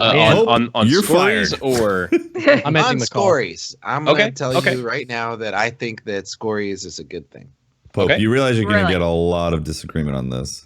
that's fine. No, like I know. No, just Opinions are state good. your Let's- case. Explain Yeah. it. No, Let's go. I think that Opinions are Scories I want is everything about involved. it. I think Scories is a different type of play style. Mhm. And obviously the skilled, highly skilled players that are used to the run and gun or fast paced motion of Destiny are going to find conflict with this. But teams working together, staying close in proximity and working and having a support player being able to help their team is important. And I think that being able to use Scories as a team is a way of using the tools that are at your disposal in the game and getting your supers and being able to play that way. If there is a team that's camping in the corner, the aggressive play style, I don't see it's. I think there's definitely ways of knocking out that lock that they have and pushing on them. But like you said, it does change the game up a little bit. I don't think that teams have a huge advantage if they sit there. They just put themselves in a known position and put themselves at a disadvantage. But I think they could that always pick multiple corners to camp. They don't have to camp at the same corner. but they normally just pick one corner. I mean, They could also rotate corners as they know their corner is being discovered. Just be like, let's go to this that's a other good corner, you know? so. How about this, Pope? Because I do agree that having some options like that in PvE is a valuable asset, but right now Scories stacks with other things that also reduce super time. Electrostatic mind, namely. There are could have other been adjusted. abilities. There are other abilities that can reduce time, like in Gunslinger Tree and Defender Titans. Right. Do you agree that maybe there should be a cap on how much super energy you can passively earn? Right. So I'm not saying that Scories is perfect. I understand that it should have been changed a little bit, but I in the absence of support type perks and class, and I know we're going to talk about class changes and stuff like that, but in the absence of those, these artifacts are the only real thing that we can use to benefit each other. And if it's the first iteration of it and it's not perfect, but it's definitely needed. And so it's a first step in the right direction. I don't think it's the perfect solution, but I like to see more team-based support player roles where Scories maybe mixed with that doesn't stack or mixed with another artifact that they have to choose to use combines together and it benefits the player in a certain way. I just wanted them to be more creative in the way that that's done. And Scories is the first example that we have of it. That's all. Yeah. They've already set a precedent for that type of stuff, because I think everyone can agree that regenerating super energy is a very powerful ability in the game. I mean, it's already causing a ton of strife within this conversation, within this group of people right here. They've already kind of set a precedent for capping some things like that. I think everyone here can agree that movement is a very powerful ability in the game.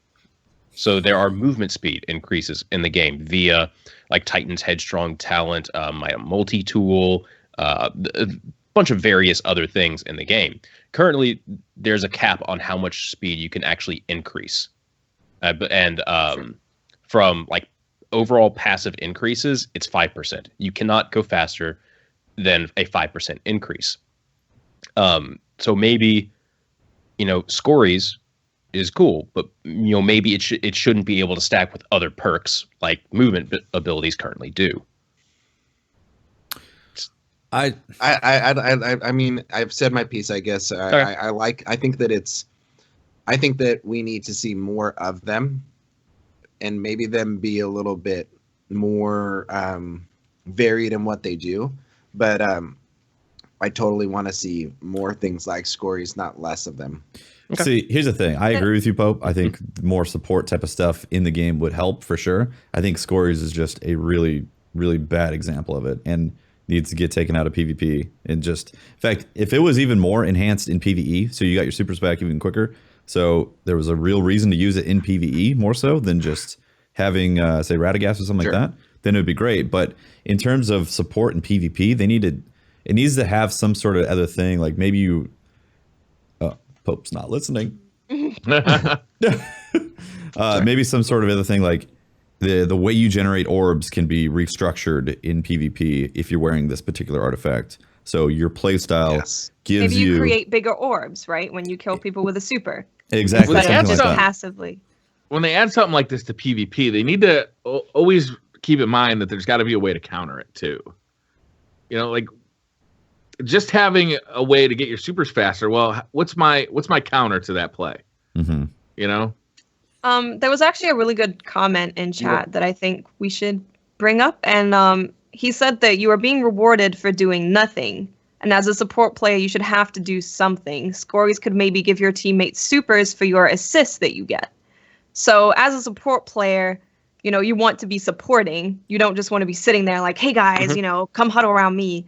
So I think that was a good point that I wanted to point out in chat, that you shouldn't just as a support player be like, well, I'm just gonna sit here and do nothing. I'm gonna sit here and not use my super, and you're all going to benefit from it. Exactly. Yeah. Right. So, Yeah. Well, that's I a think we can choice. all- That's a choice. I'm sorry. Go ahead, Jake.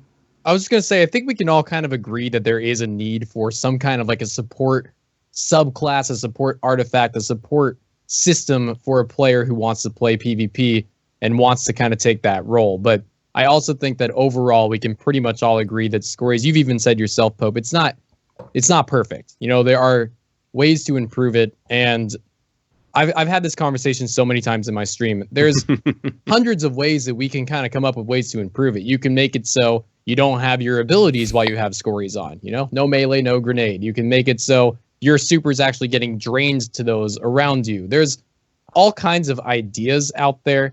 And I think that conversation of, you know, which idea makes the most sense is kind of silly because there's so many ways they could improve it. I think the idea is that something needs to happen. And with the patch that they've told us is coming Tuesday, nothing is happening. And that's why it's frustrating. It's not because they didn't figure out the perfect way to solve it. It's because they didn't do anything. And that's why people, I think, are so frustrated.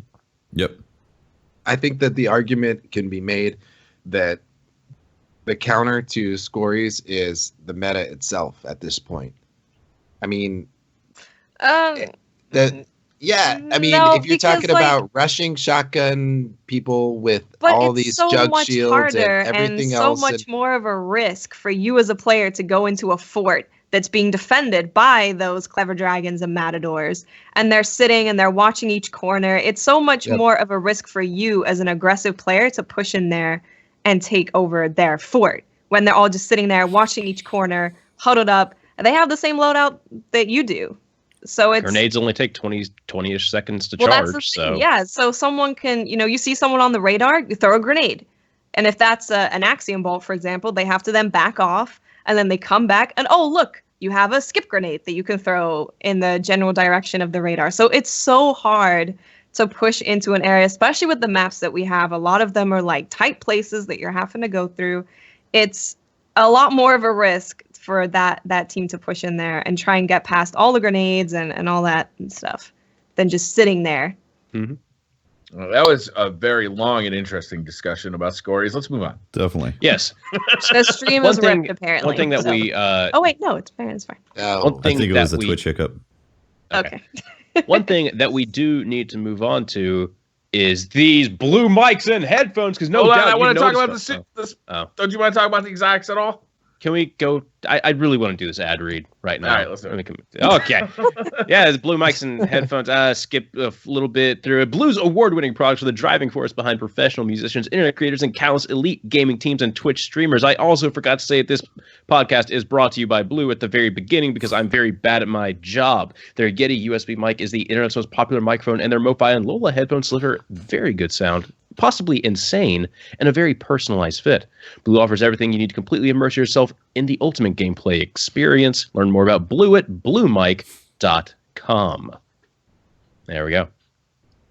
There we go. All right, let's do Sick. some Twitter questions. We got a ton of them. We're not going to have time for many of them today, so I apologize to everybody for sending a great question. No, we wanted to get to the exotics. The exotics. The only exotic that we know is getting changed. I don't know, the Briar. specifics I don't about know. it.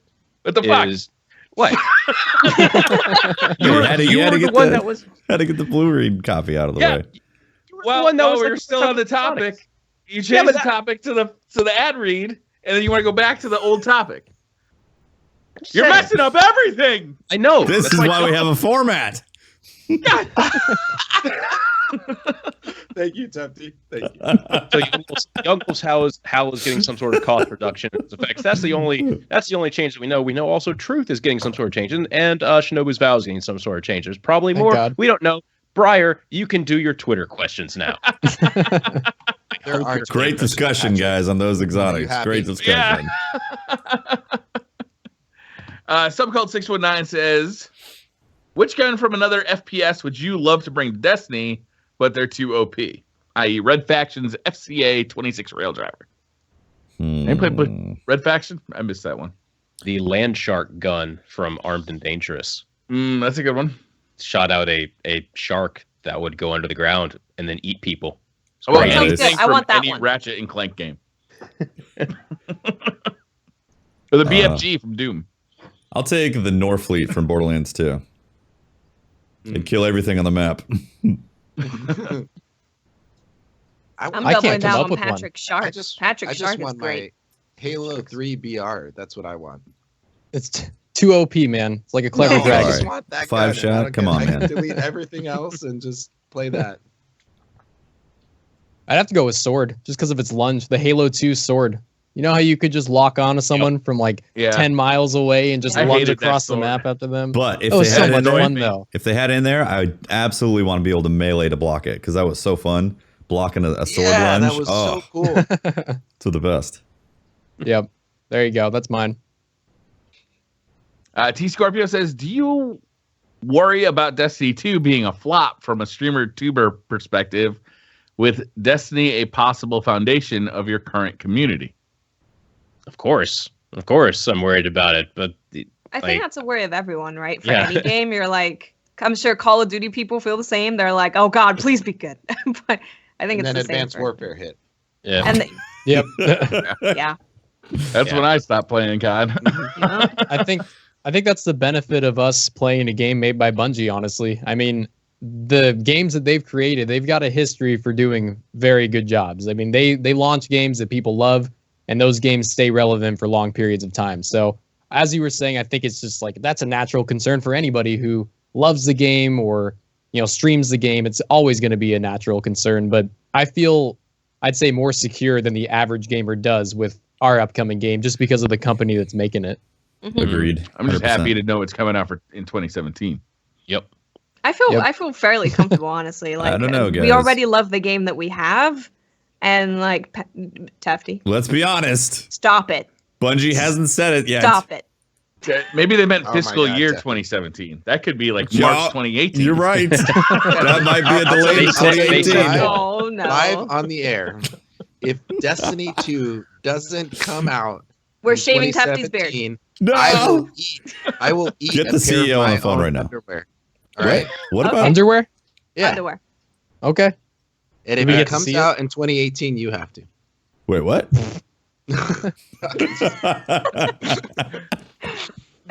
No, it's gonna be 2017. Tefty, Yeah, just they've said fall 2017. I'm pretty sure it's going to come out then. What else? Pretty Is there- sure, not positive.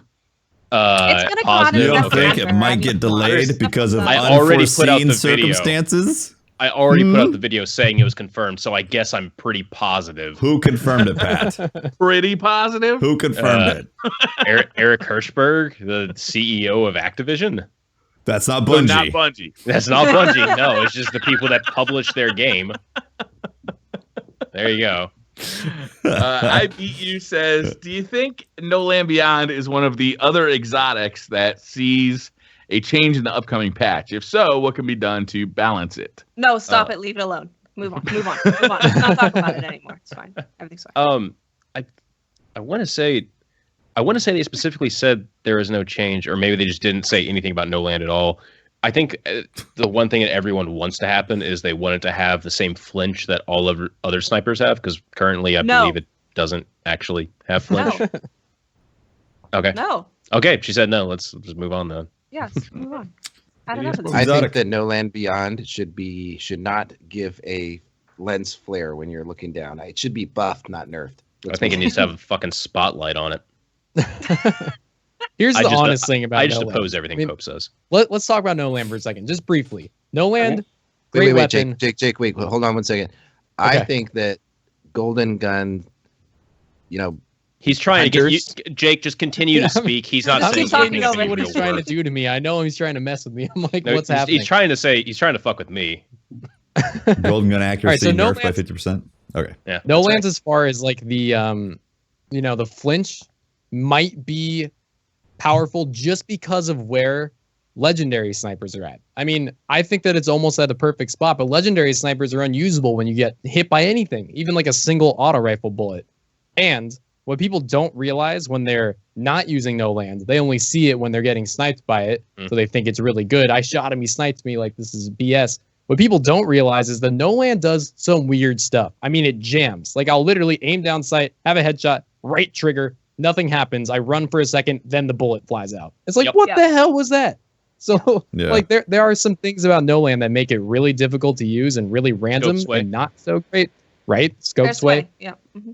There are things that people don't recognize. They only see, hey, I shot this person and still got sniped. This gun's too good. But there are a lot of things about it that make it strange and unpredictable and difficult to use. I don't think it's in a bad spot. I think it's right where an exotic sniper in this current meta needs to be. Mm-hmm. Said like a person that uses No Land Beyond effectively and gets lots of kills. Cheers. Not when it lots jams. of random bullets into places I don't mean to. Yeah. Next question, John. Last game before the Lighthouse, and it's tied 4-4. You already used your Mercy. What roaming super scares you most? All of them. Tickle fingers. Tickle fingers. Yeah, I would Gotta probably go rate with Storm. Tickle fingers up at the top. I can avoid a Hammer Titan's hammers with bones, like somewhat effectively. Yeah, I can. To me, it's the Golden Gun, because I feel like that guy, as soon as he sees me, I can be dead. But you Whereas can hide really effectively. if I know he's out there, if I heard it pop, or if one of my teammates saw it. You could If also I don't know that snipe 'em. thing's popped, you can snipe Tickle Fingers too. Not if you don't have Ionic a high blink. damage. Good luck. Yeah, The ionic blink, blink. and it's got to be Yeah. a certain damage. Like a No Land's not going to do it. Yeah, You know? I No think Land would actually kill you the guys are Golden right. Gun, but it would not kill the Stormlock. Yeah, like let's say it's Blade. Blade, I can go up. I can short stop blades. I got like a 50-50 chance of short stopping a blade. When it comes to a Stormcaller, I don't think I've ever shotgun melee a Stormcaller successfully unless there was some sort of weird lag thing that was introduced. It is Unless he didn't like realize you were around the corner when he came around. And He's just sitting there and he just like walks past you and It is unbelievable. Get shotgun him in the Every back. shotgun melee for a Stormcaller ends up reducing them to like 1 HP, and I'm like, oh my god! But when it comes to a Storm Blade Dancer, I can baby blade him effectively. Yeah. Yep. Next question, Handsome Dragon. It's easy to make immediate reactions to changes, but after really thinking over 24 hours, what do you like most and least? What do you guys like the most, and what do you guys like the least? least anything to do with nerfing blade dancers. I'm not about that. Does it make any sense? Not about that life. Least, Not about that life. No. least for me is no mention of scories. Yep, I will 100% back that for my least. I kind of went into this update saying if they don't talk about scories, if they don't change it in some way to make it not as powerful, that it is a failed update in my mind. Just because it is that influential on the game. And again, that's for me. Obviously, everyone's got their opinion, but going in, I was like, if they don't mention this and if they don't nerf it in some way, it doesn't matter how many good things they do, it was a failure. So I'm frustrated by its lack of mention, but best thing overall, and it's simple, just how many weapons were made better, because there's going to be so many more opportunities to use different primaries effectively in Crucible. And that's going to be a lot of fun. So that's the best thing by far for me. Yeah, I can get behind that 100%.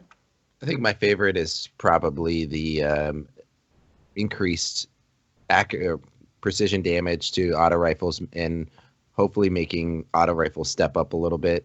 My least favorite thing is that we didn't hear that. I mean, I was really looking forward to a Scories buff of some sort, something that would allow Scories to maybe stack on top of each other and A little bit more viable. Right. I wanted it 45 seconds till super. Right. I wanted something a little bit reliable. more reasonable with the buffing of it, but oh well.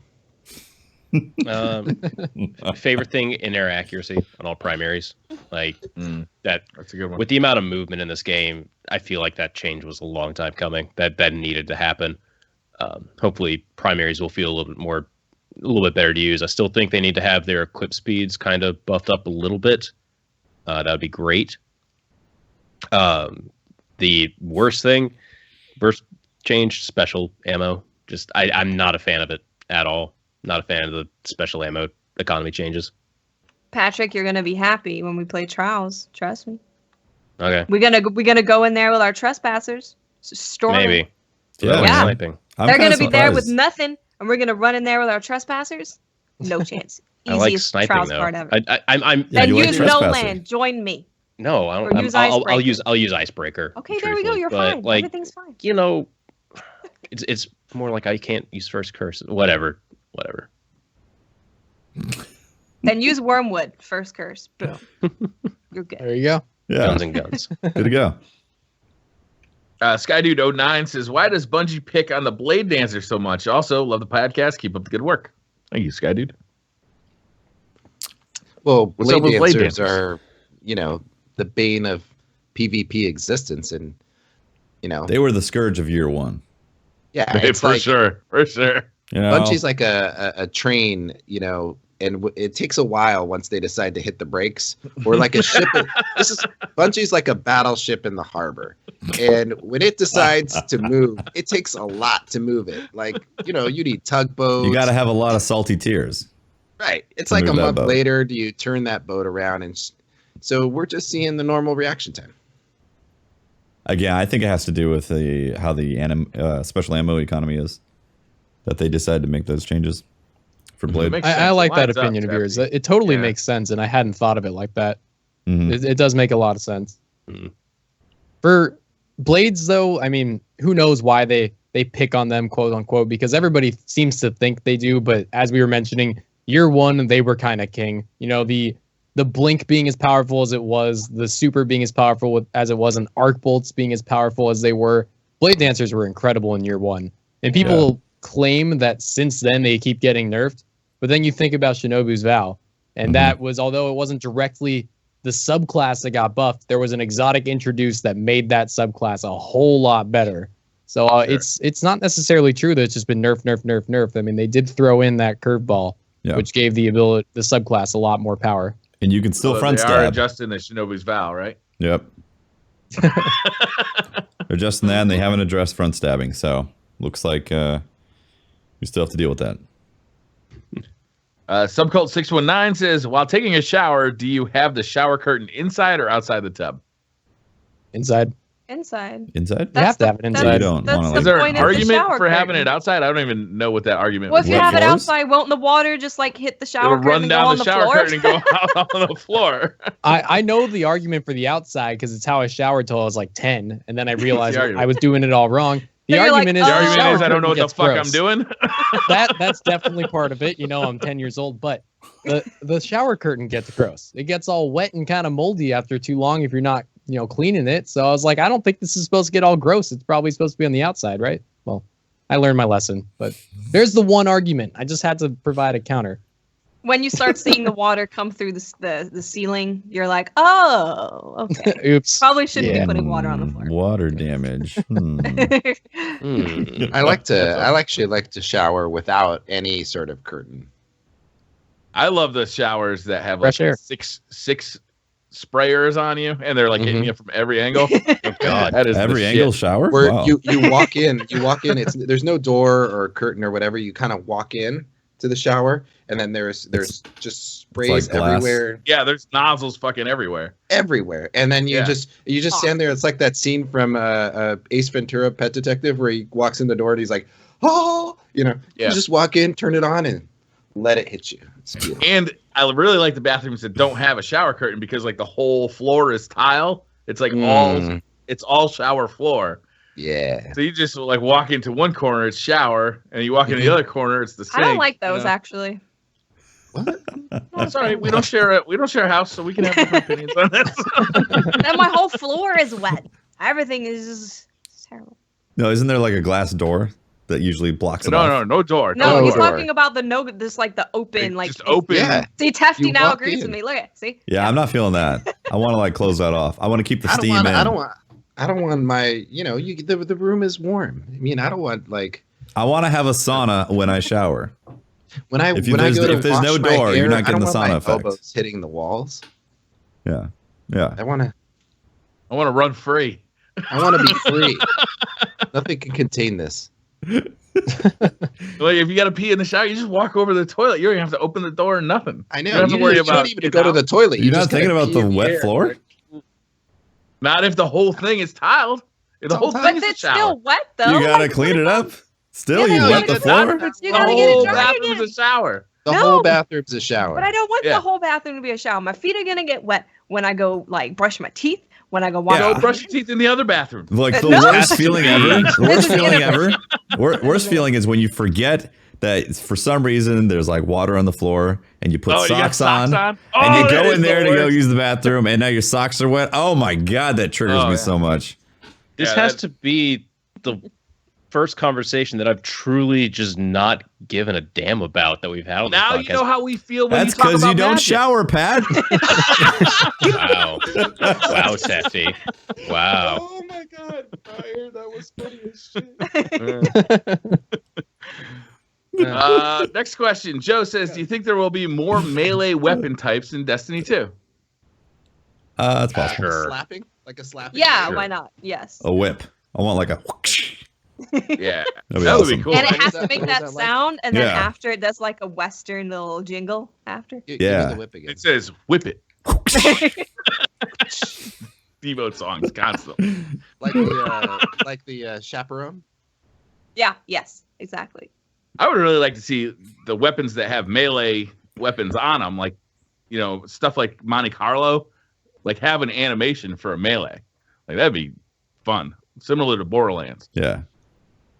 Yeah, I want Tex Mechanica to actually make my whip. Okay. I like it. Unicron says Destiny 2 on track, but Destiny's still limping. Can neglecting your current game really inspire customers for your next game? We don't know what's happening with this live team update. They cut Crimson Doubles. They were like, no, let's not do a Valentine's Day thing. So maybe it's going to be massive. Can you really call it neglecting? Either like, look, I get it. Content is slow. It's very clear that they have like 90% of their studio. That number gets thrown around. I'll keep throwing it around. Like 90% of the studio working on whatever the hell is coming next. They're not neglecting the game, though. They're still putting out weekly They are. updates to engage the community. They're obviously putting out hotfixes, obviously at a cadence that we, the community, don't like, but they're still doing it. There's going to be some sort of spring, April update. They have done, at least, 3 live events so far, and there's going to be another larger one coming. Like, they're not neglecting us. I hate seeing that thrown around. It's not. Sorry. It's not neglecting. No, it's definitely not neglect. It's not as Right. fast as you want it to be, and it's probably maybe not what you want. But they're not just being like, "Yeah, guys, you just kind of get on with it. We'll see you in like a year." That's not what's It happening. has Let's to be do with honest. timing of their message, guys. Like this, the reason why this gets baked into the community and we have these feelings and people get this way is because they wait a long period of time to even say anything about whether or not something's coming. Because basically after the dawning, there was a solid month where we were like, okay, well, Destiny is up in the air. We don't know if a balance patch is coming. We don't know if that was the last live team event, all that stuff. We had no idea once the dawning hit. We're like, okay, great, dawning, and then no idea. And that is the root of the problem. They don't give just at least some sort of tidbit that says, yes, more is coming. We're working on it. Don't worry. Roadmaps are hugely important. They're hugely They important. They tell the community that things are coming for a game that they really enjoy. And when you really enjoy and love something, when you notice that there isn't anything like even remotely said to you about what's going to happen next, you tend to get bitter. And so bitterness starts arising. Then the other people in the community start talking about it and getting bitter together and creates even more bitterness. And that's why they have to nip this stuff. Like, I really hope in Destiny 2, they have a different dialogue with us that says, glad you're enjoying the game. We got more coming for you down the road. Here's a glimpse at the first one that's coming. And there's obviously more stuff. You know, they don't have to spill the whole beans. They just have to let us know that some things are coming and not wait a month after we think that nothing's coming. Well, this year too, it was a really weird like sequence of events because they started talking about a weapon balance update before the Dawning came out. Then the Dawning came out and there wasn't that weapon balance update. So we were just kind of like twisting in the wind. Like, are we going to get a weapon balance update? Are they abandoning weapon balance updates? Like, what's going on here? And then they start talking about it again, you know, when they came back from their New Year's vacation. I think that also you guys need to understand that you're experiencing this probably a little sooner than most people. Because, I mean, I just this week got one of my characters to 400. I don't think so, Pope. Honestly. Yeah, I don't know, Pope. I think you're experiencing it slower than most people because, like, when I look at my Twitch chat, people want to know what's going on, like, for real. Yeah, my thermometer is my community, and I see people having a tough time with Destiny for the content draw, and also not being essentially told what's going to happen. Crucible not being fun, as well, did not help. I don't know. I feel like I'm still enjoying the content at a reasonable rate right now. I am running to the end of it. I'd like to hear more right now, but I haven't been there for a while like you guys. Like I said, for me, it's a measurement of my community because personally, Sure, I've had a great time with the content, and I'm not like, you know, I'm not in a dire straits over the lack of content. I can still run strikes and have fun. Sure. Yeah, I definitely think that we're in need for some new content. I'm not arguing against that. I'm just saying that maybe you guys got there a little sooner than others. Sure. The Fawn says, if you could 1v1 any NPC in the game, who would it be? And he says, I would 1v1 Brother Vance for all my 8-1 cards. You're gonna beat up a blind dude? Come on, man. Dude, come on. You know the blind dudes are ninjas. I've seen Rogue One. Yeah. Yeah. Mm-hmm. You got to go with the Cryptarch, guys. How about year one? Yeah. You know, all the pain the Cryptarch is a Cryptarch good gave chance. you for those year one players out there, bringing over those legendaries that you found once every 3 weeks instead of now three times a day. Yeah. Yeah, you bring over your legendary you worked so hard for, and it turns into a damn blue. Yep. I got to go with Cryptarch. I'm gonna go with the speaker. Ava. I think Ava's the only person in the tower I could actually take. I don't know. She might have some moves. Who knows what she has to do to get those emblems and shaders. You're right. Her uncle gives them to her. It's It's true in the lore. Maybe she has to Oh, fight really? In him the lore? for them. Yeah, it's her uncle. He just- Finchurch Everest is the one that gives her all the stuff. Fincher Severus is the one who handles the bungee bounties. No, he's the one who gives like Ava all the stuff to sell in the Eververse. Whatever. Yeah, I thought he he runs was the the bungee one- bounties.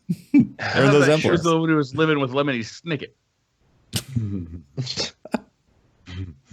I'm gonna say the Cryptarch in the Reef because he's the one that actually gives you like all this sarcastic lip all He the is time. kind of He's not. a dick. He is a douche. He He's really is. Oh, is he being That's how he says. Oh wait, never mind. I'm sorry. Ava's the old lady. My bad. Yeah, was it was the gonna old say- She's lady. not related. It's Yeah, Tess. see, you It's Tess. don't know where she has to go, or what she has to do to get those shaders and emblems.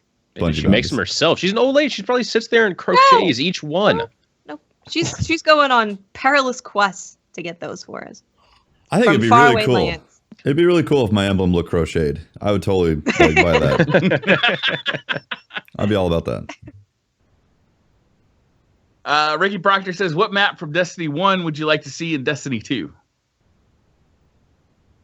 This one's easy for me. Rusted Lands and It's Widow's Rusted Lands for me, too. Yeah, Rusted Lands and Rusted. Widow's Court. I'm saying both of those. I love Rusted. Can I put a spin on the question? I want to Sure. bring Nah. Halo maps to Destiny. That's what I want to do. Hang on Sword high. days. can you think of like Narrows, The Pit, Guardian? Those are 3 different Halo 3 maps.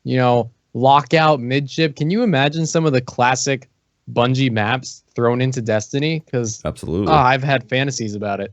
Honestly, that's what I want. Would they work with the movement and games, the movement and some of them abilities would. and stuff? Some of them would. Yeah, The outdoor ones, I don't know if it would work because of the vehicles. Nobody uses the vehicles in Destiny. Well, none of the big but maps. your movement is in Destiny is just as fast as the vehicle, and your power and weapon capability per character is the same as 3 people in a Warhog. So then it might have to be scaled a bit. Maybe maps just widened out. I don't know. I can imagine it. I know they could do it. I think it'd make a lot of people excited, but It'd make me it'd be excited. fun for sure. I'd like to see Hang 'em High from Halo. Yep. OG Halo. That'd be great. I think that would be a really cool map. You have to change it up a little bit. But Flagulation. Yeah. it could work. Yeah, no, that's great. That's a great idea. Yeah, that'd be really cool. Ringo the Gun says, "What is the first weapon you pull out of your vault on Tuesday and take it for a spin in the Crucible?" Hawkmoon. Zeros. I'm gonna go Suros. No. An answering cord. Patrick knows. Patrick knows about my answering cord. It's really good. That's what I'm using. She wrecks with it now. She's only going to further destroy everyone. You just Fabric wait. of space That and and- time will crumble before her answering cord. And my Drex promise. You just wait. Put them together. Fight me. I have a shadow price with perfect balance, counterbalance, and I forget the 3rd perk, but it's just stupid good. That's what I'm gonna get. I think I got to go with Suros too. It's the easy answer, but I mean the auto rifle not only seems like it'll be so good, it's got that health regen perk, and like it could It's be gonna a be pretty. good. It could be a beast. It could be a beast be for good. sure. I just want that year 1 nostalgia. Shooting the Suros again, hearing that sound. all you hear is the ding, ding, ding. Yeah. Mhm. Yep. Ringo the Gun says, I just answered that one. Leo Drake Rogers says, "What is everyone's most godly roll on a legendary weapon that's dropped for them?" Okay, that was this week. Oh yeah. I saw That's that my- tweet. My devil was you know insane. with sure shot, rangefinder, rifled barrel, and Icarus. It That is is a god roll. a fantastic hand cannon that can't really compete with the vendor palindrome. I was about to say. Yep. For me, it's either my Hawksaw roll or the longbow roll that I got. So my Hawksaw has counterbalance, perfect balance, rifle barrel. So it's got more range than most Hawksaws, and it's just a pure laser. And then my longbow is Grenadier, snapshot, and hidden hand with Nice. short case. So I was super stoked to get that, Nice, nice. and I got it really early too. I got to go with my palindrome, and it's not exactly the way I want it, but it's pretty godly. We've got hidden hands, which I would like to be luck in the chamber, but if it's not luck in the chamber, hidden hands my second choice. And then we've got rifled Icarus, which I'm always on hunter, so Icarus is fantastic. Rifled Icarus and sure shot, which is kind of the preferred sight. So it's 9.9 out of 10. If I could get a luck in the chamber as that last one, perfection. But Nice. hidden hands as close as it can get. I just got a waltz 2 days ago. Counterbalance, perfect balance, and high caliber rounds. Yeah. Wow. Good for now. So for right now, good for like till Tuesday. It'll still be good. Just it'll still That be is good. Yeah. Yeah, it's good. From the first Iron Banner of the year, I got a Clever Dragon, and it was brace frame, counterbalance, and it didn't have high caliber rounds, but it has something really good there. I can't remember exactly what it has, but it has been serving me very well ever since I got it. And I got it in the first Iron Banner. Nice. The one weapon that I really want is Lingering Song, which next Iron Banner should actually bring this weapon out. Let me see the roll possibilities on it again. I can't. While you're it looking can't that up, actually- I'll say mine. Say yours. All right. I really love this role for the Angel's Advocate. It's I've got a lot of legendaries that I enjoy, but this one allows me to play the same roles as a Mida, but it's not. But it's a legendary. It's got counterbalance and perfect balance. Perfect balance. It's got third eye, outlaw, and the ranged lens, and it's just basically exactly like a Mida. And I can just use exotics in my secondary, my special, and heavy slots. So, Cat attack. The most important thing about a lingering song, it can get max range for hand cannons without getting rangefinder. Rangefinder still does help, but it can also get quick draw, which is something that most hand cannons cannot get nowadays. So that's the highest impact class too, right? Mm-hmm. Highest impact so class. It can, with luck in the chamber, it can 2-shot.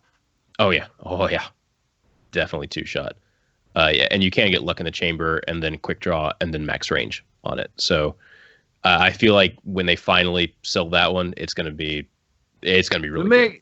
That one, didn't they already sell that one? No, that one has not been sold yet. Oh, I apologize. I was told by chat that I really am most excited about my perfectly rolled scories. There you go. Boom. Thank you, chat.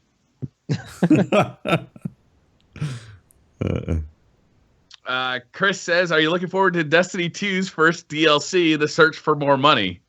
Hashtag, the kids love flamethrowers. Spaceballs reference. Okay. No good? Okay. No, I mean, I understand the like reference. Spaceballs. Yeah. I like flamethrowers. Sometimes these seem funnier when I'm reading them. Yeah, And then when I say them out See that. loud, suddenly all of a sudden it just drops. Falls right out of the sky. Patrick, It went right edit in past some me, honestly. Crickets chirping. Edit in some crickets chirping on that one. There you go. I'm not going to do it. Cameron You should. Robinson, what are your thoughts on Bungie changing landfall so kills with landfall reduce your storm trance? Why? Was Just- it kills you don't- with we don't- I landfall? thought it was just triggering or it. just the use of it? It's just I It's think just- this is it's a equipping suggested change landfall. by Cameron. Oh, Oh, why? We don't need it. Landfall wasn't a problem anyway. Let's go. Yeah, I mean, I think that goes back to the conversation we had where throw that on ionic blink and we're all happy. Mhm. Landfall's fine. Yep. Lost Shangris says, favorite Girl Scout cookie to eat for the rest of your life. Which one is it? Thin Mints. Hope. Thin Not Mints. 2, not 3, just 1. Mine are Samoas. Thin He Mints. says mine are Thin Samoas. Mints. His Immense for sure. Yeah, I'm gonna go Thin Mints if I could. Eat Did he them. say that I could only choose one? Yes. he said you could only choose First one that comes out of your mouth. Thin Mints, but I like some. Uh, I think there's the other Okay, ones so he has too that Thin are- Mints. All right, there we go. Well, we're good. What are the ones Next. with the peanut butter in them? Yeah, what are those? God, Those are good. I wish I could eat those, but man. Those are the ones that I want. Thin Mints are good though. Michael Farago says, will the New Balance patch make some old dusty exotics usable? Possibly. Maybe. Possibly. We'll see. Definitely. It's hard to know. Yeah, it's People hard are to gonna know. start but we're using the hoping. chaperone I don't think so. more. Zeros. No. Yes. No. Invective. Zeros, yeah. Yes. I don't think Chaperone's going to see much more usage. No, I just wanted to see how far we'd go with the no, yes, no, yes. Uh, Yes. Josh Rogers says, I've got an artisan well on my property and the water pressure is lousy. Any suggestions? This is a podcast about Destiny and like occasionally about the proper way to pour milk into the bowl before cereal. So, nope. Yeah, I don't know. Sorry. Move the city. Can't you just get a stronger pump to increase I think water he just pressure? needs to suck harder. suck harder? That's always the answer. Increase suck. What's your ELO, bro? That's what I want to know. You need to have that ELO around 200 to get that water up. 200, damn. You suck Impressive, pretty hard actually. at that point. Psychotech says, have you guys got a chance to play the For Honor beta? It's badass. I'm gonna play Yeah, I tomorrow. played the closed beta quite a bit, and I loved I it. played the close. I haven't really played the open at all. Is it There are different at games all? other than Destiny. I don't know if it's new. That's my question. Yeah, it's a really fun game. I'm gonna play some of the open beta, and I'm planning on buying the game. It's a really fun game. I'm planning to get it too. Cleat Us, is it true that D2 is confirmed for Switch? And if so, do you fear it will limit the game for PS4 and Xbox One just like last gen? Is it going to get exclusives? It is. It's not confirmed. It's not confirmed at all. It is. It's confirmed, guys. I'm confirming it right now. Yeah. There was a Briar post on confirmed. Reddit that said Destiny Sweet Hot Leaks was the Hold on. username. If I go post it It on said- Reddit right now, does it count? Yes, I feel like- confirmed on Reddit. Yes. Cleat is also in my clan, and I feel like this is a troll question. Also, it's coming out on PC, but only with AMD cards, no NVIDIA. God. If it's on Switch, guys, then you could actually say, what is your toilet ELO? Because you could get some Six That's Nights true. on the Switch while you're on the toilet. So, Yes. new stat to track. Done that before when I had a wireless headset already. Poop. You could be sitting on your poop beach and with taking poop. Next question. I'm in City Next question. Skylines on Poop Beach. Yep. Yeah. Thank you. IG Mr. J4 says, would it be wise for Bungie to do a beta test for Destiny 2 this summer at E3? No. Beta test A beta test at E3. at E3. You know, a they lot might. of people remember, a lot of people were introduced. To me, this is how I was introduced to Destiny. Was Open alpha. I was watching E3 and they said, check out Destiny. If you'd like to play it, there's a alpha available on Thursday. And then they did a beta later in the summer. Mhm. A lot of people are wondering if they're going to do some kind of a beta for Destiny 2. I used to think no, but you guys convinced me the last time this question came up, and I think they're probably going to do an open beta in August if it does come out in September. Announce E3, August open beta, get all the naysayers all hot and bothered about the content, and then have a big launch in September. That'd be awesome. What do they have to gain from doing a beta? Get Converting people the people. excited, pretty Mhm. much. But I've kind of thought What do about they it, have to lose? yeah, I feel like they would really only do it if there were like some seriously drastic changes coming to the game. It's mean, a like- totally different game. There's Oh, supposedly yeah, some God. seriously Beta. drastic changes coming. The alpha and the beta introduced people to Destiny. Yeah. The beta Yeah. specifically. Whereas I don't know that Destiny 2 needs that exposure. See, that's what I Yeah. thought too. What if it's before. on PC? The entire game is going Yeah, to be a PC. top-down scroller. Oh, real-time strategy. Excellent. Yeah. You know that. They're You know that. switching the Thought whole they were meta. making Halo Wars 2. No. They're going back to Bungie's Destiny roots here. They're Wars. going back to Minotaur game, the top-down dungeon game. Destiny, the Diablo style looter, Mhm. not shooter. There you There go. you go. I would be thrilled if they made a beta. I don't know if they're going to do it. I would Yeah. love it because that means we get to get our hands and get in the game earlier than it comes out, and we get to really experience it. But I'm not sure if they're going to. I think, I don't Guys, know. I swear, this question came up a couple weeks ago. Everybody was like, they're obviously going to have a beta. I'm like shocked Yeah. right now that you guys are on I the said opposite no. I side. said no. I I said think no. I They said weren't no gonna as have well. You really? Tefty, I think think you were so. listening to a different podcast. Yeah. I swear. You guys were like, I feel nah, like- every big title, they come out with a beta to get people excited. And then I thought about it. I was like, yeah, Call of Duty usually has a beta. You know, no, they're probably going to have a beta. I changed my tune. Well, next if week it we'll comes answer out it for again the other PC, way. If it's coming out on PC, I bet it'll have a beta to bring in the PC players There you to go. Destiny to Yeah, introduce you're I right. agree with that. You're absolutely right. That on makes that. sense. Yeah, Yep. that would totally Every make sense. major title has a beta. That's what's going to happen here. Yeah. We got to test out those dedicated servers, right? Yeah. Yeah. Yeah. Yes. There you go. There you go. Yeah, I'm sold. Soccer Burn 55. When you are having a really off night with your aim, like can't win a gunfight, period, how do you change your style to compensate in trials? I You use a reset your shotgun. router. Oh, sorry. Sorry, my bad joke. I usually, I'll honestly, switch I weapons. usually go pulse though. I'll usually put on a pulse rifle and try and get it back a little bit. That tends to work for me. Yeah, you just got to change it up. I mean, I try two different things. Usually the first thing I try, and this might sound silly, but it works a lot. I go do like 20 squats. I stand up, I move around, I get the blood flow, and I come back and I feel like I'm in a different state. And sometimes that works for me. And if I'm still just in this spot where I can't land my shots, just put on something different. You know, even if it's something you've never done, go to a subclass you haven't messed with and put on some weapons people say are good but you don't use often, and just go for it. Usually when you're in that state, you need something changed, and it can work. Yeah, something to blame I'll why switch you're to sucking. a game that has like more aim assist to it, just to help me out a little bit. Like I'll go from a Finalis Barrel to a Palindrome, or I'll go from a the Club of Dragon. It doesn't matter. You don't have to be accurate. You just shit out of it, and something dies down there eventually. As long as one bullet clips like a toenail, then their aim is Right? like in Antarctica. It's great. No, all you really need to do is just if you're not hitting anything and you're sucking in your shots, right?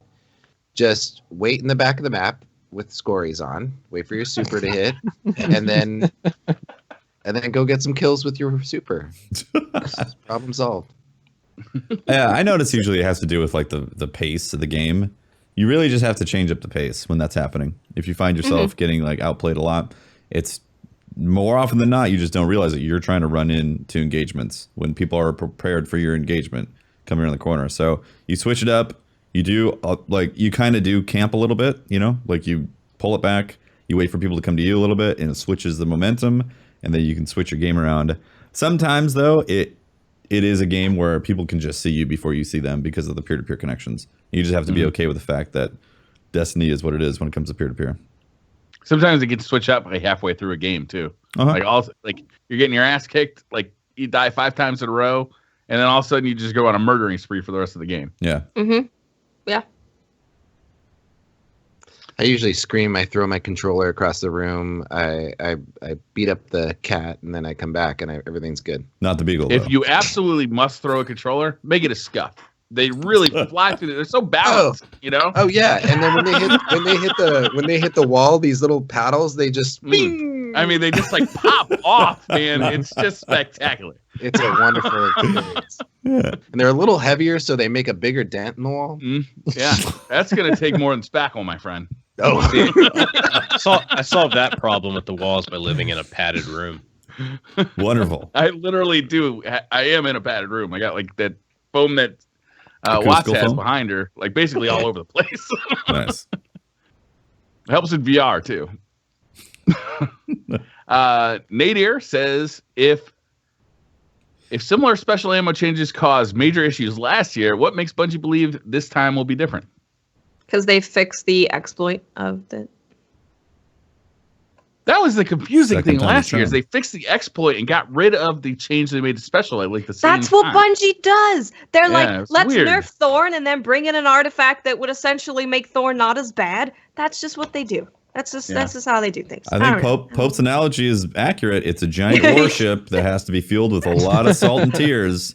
And once it gets going, it's like, hey, we're cruising at 15 knots. Oh, wait, we got to go another direction.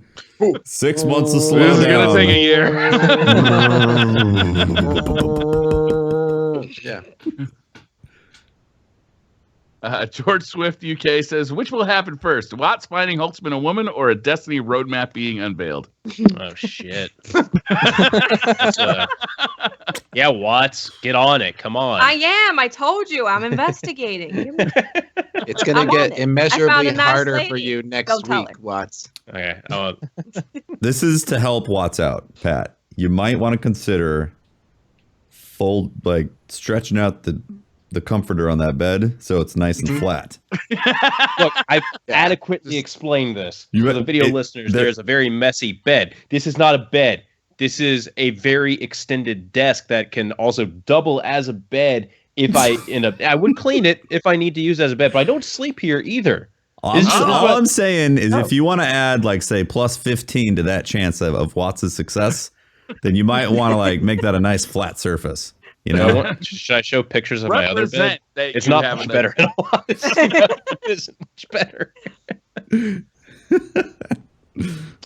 Are you shaving it all off, like going Bic, or are you? I'm just gonna get everything buzzed. You're not going to Tomorrow. Bic it?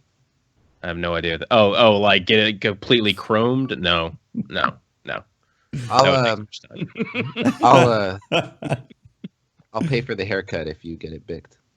I'm already paying for it myself. No, I got it. I'll send you $100 if you bick it. No. I'm not gonna 200. bick my hair. No. Dude, keep going. He's going up in price. Mr. Tug says, do you think the number of people that will make the jump to PC if Destiny 2 is on PC will be the same as the number of people who said they'll move to Canada if Trump wins? Yes. Yeah.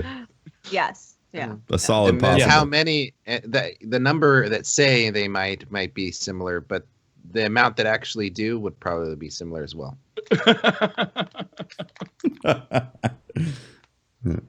Chill Magician says, if you could remove one weapon perk from the game and it affects every gun that it has on it, what would that perk be? High caliber rounds. Rangefinder. Yeah, it's the only one I can think of is high caliber. I know they're changing it now, but like, just take it out. It doesn't need to be there. Yeah. Luck in the Chamber honestly bothers the hell out of me. And I want a Luck in the Chamber palindrome just because of how annoying it is. But, you know, that question whenever you just die really quick or you like get destroyed and you don't know why and you have to hide, like, was that a Luck in the Chamber bullet? I hate needing to ask that question. Yeah. It makes it inconsistent. Yeah, So true. that's my choice. I changed my. I'm with you. Luck in the I don't know if that's a good thing. Convince the troll. I don't know if I did well. But I'm not that troll. He's getting you, Jake. He's getting you. I want all of the perks that can roll on a Magu that aren't the perks that I want to just disappear.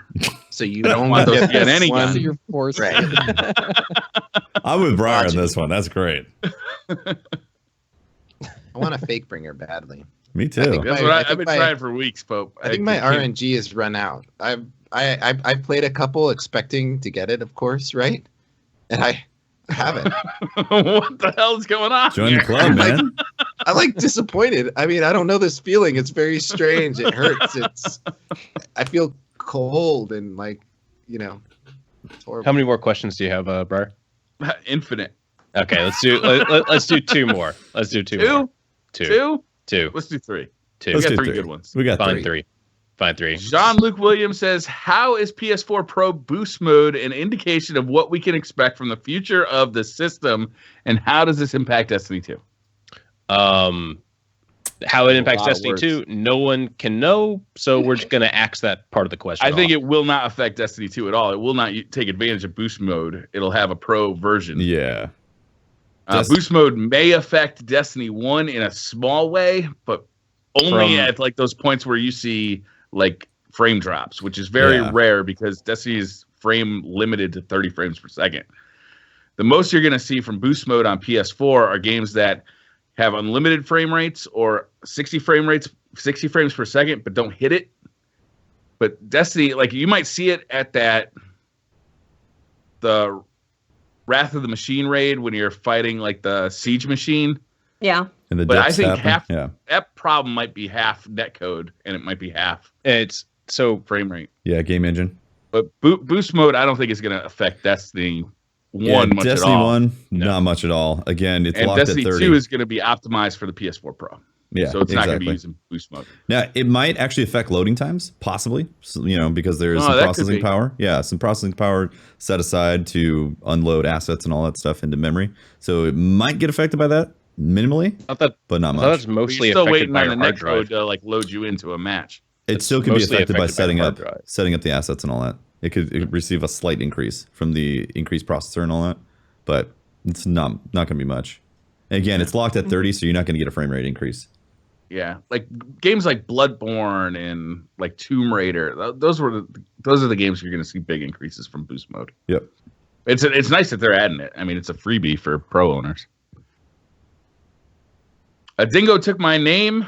Should game developers be MLG Pro at their games just to please the community? No. No. This was something I saw a lot after the stream. Was Okay. that, Yeah, I why got are one these rant. guys?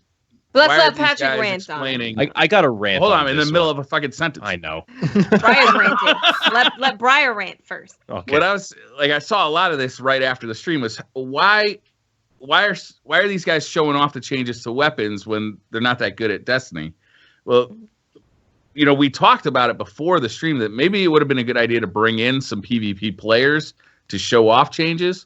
They've done that in the past, but don't get mad that the developers aren't MLG pros. You know, like they're streaming, they're trying to talk about the changes. You know, they're not streamers. They're live in front of 50,000 people for the first time in their lives. So it wasn't like a easy place for them to be in. Yeah, like they are streaming. This is not their comfort zone. For one thing, we don't. When I go to like a capture event, like E3 for example, E3 for Taken King, we were all standing up after having stood around all day, not sitting down. So it was a very uncomfortable setting. We were playing 2 feet away from a very large TV, not my normal play style.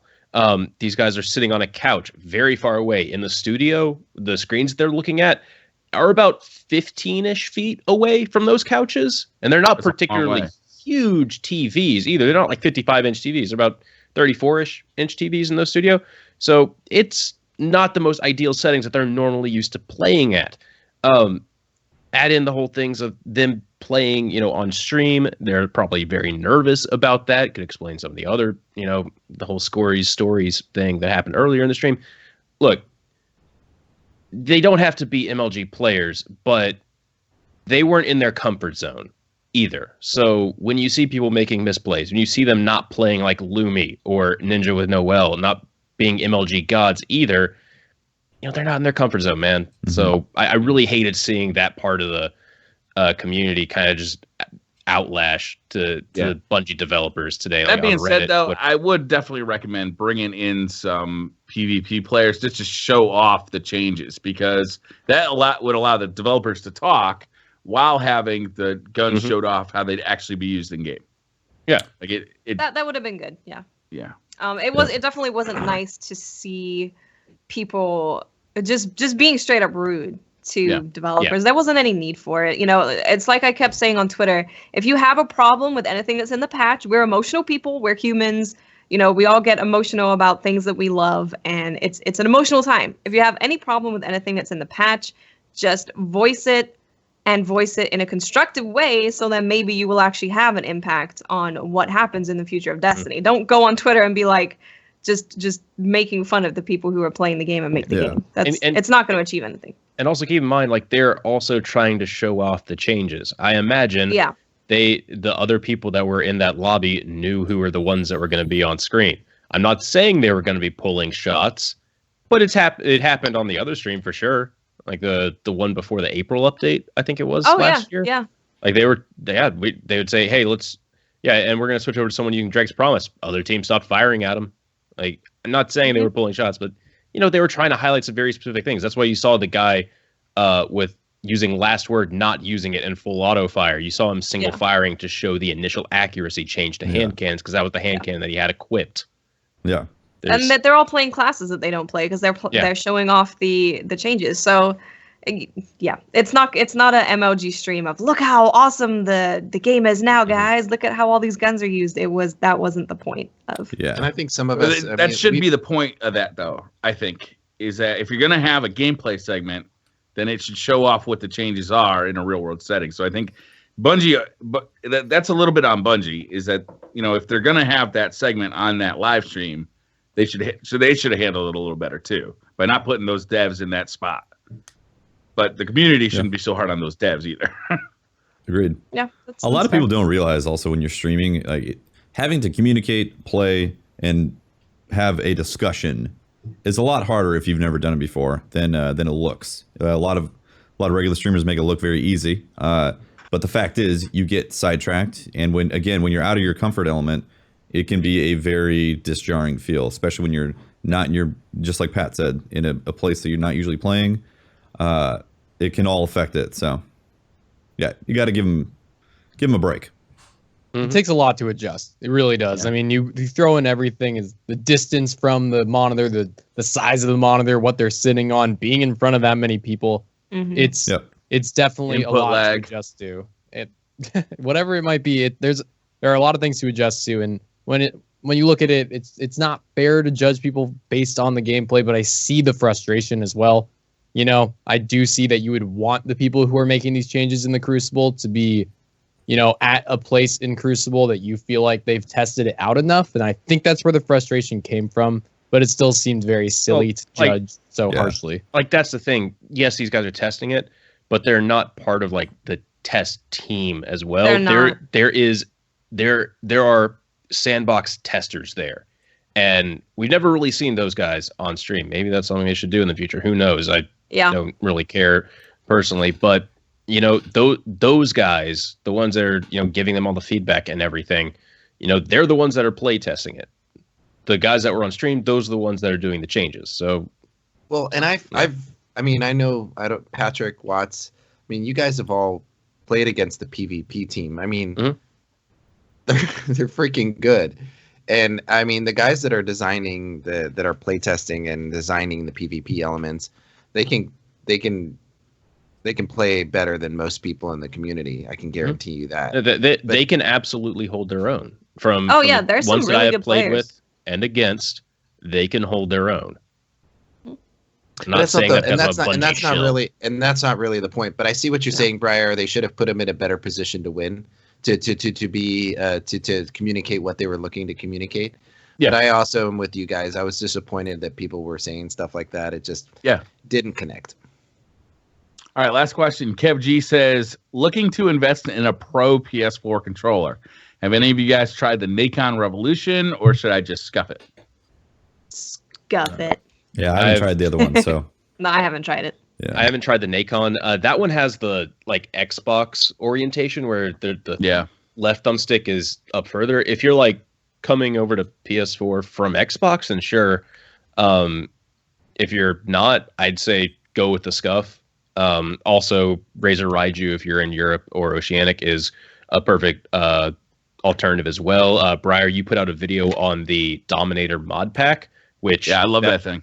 That was a great video. You guys should all watch that if you're interested in getting in modding your controller, but not buying a modded controller. Just like that clips onto the back. It's $40 and it gives you paddles. Yeah, that.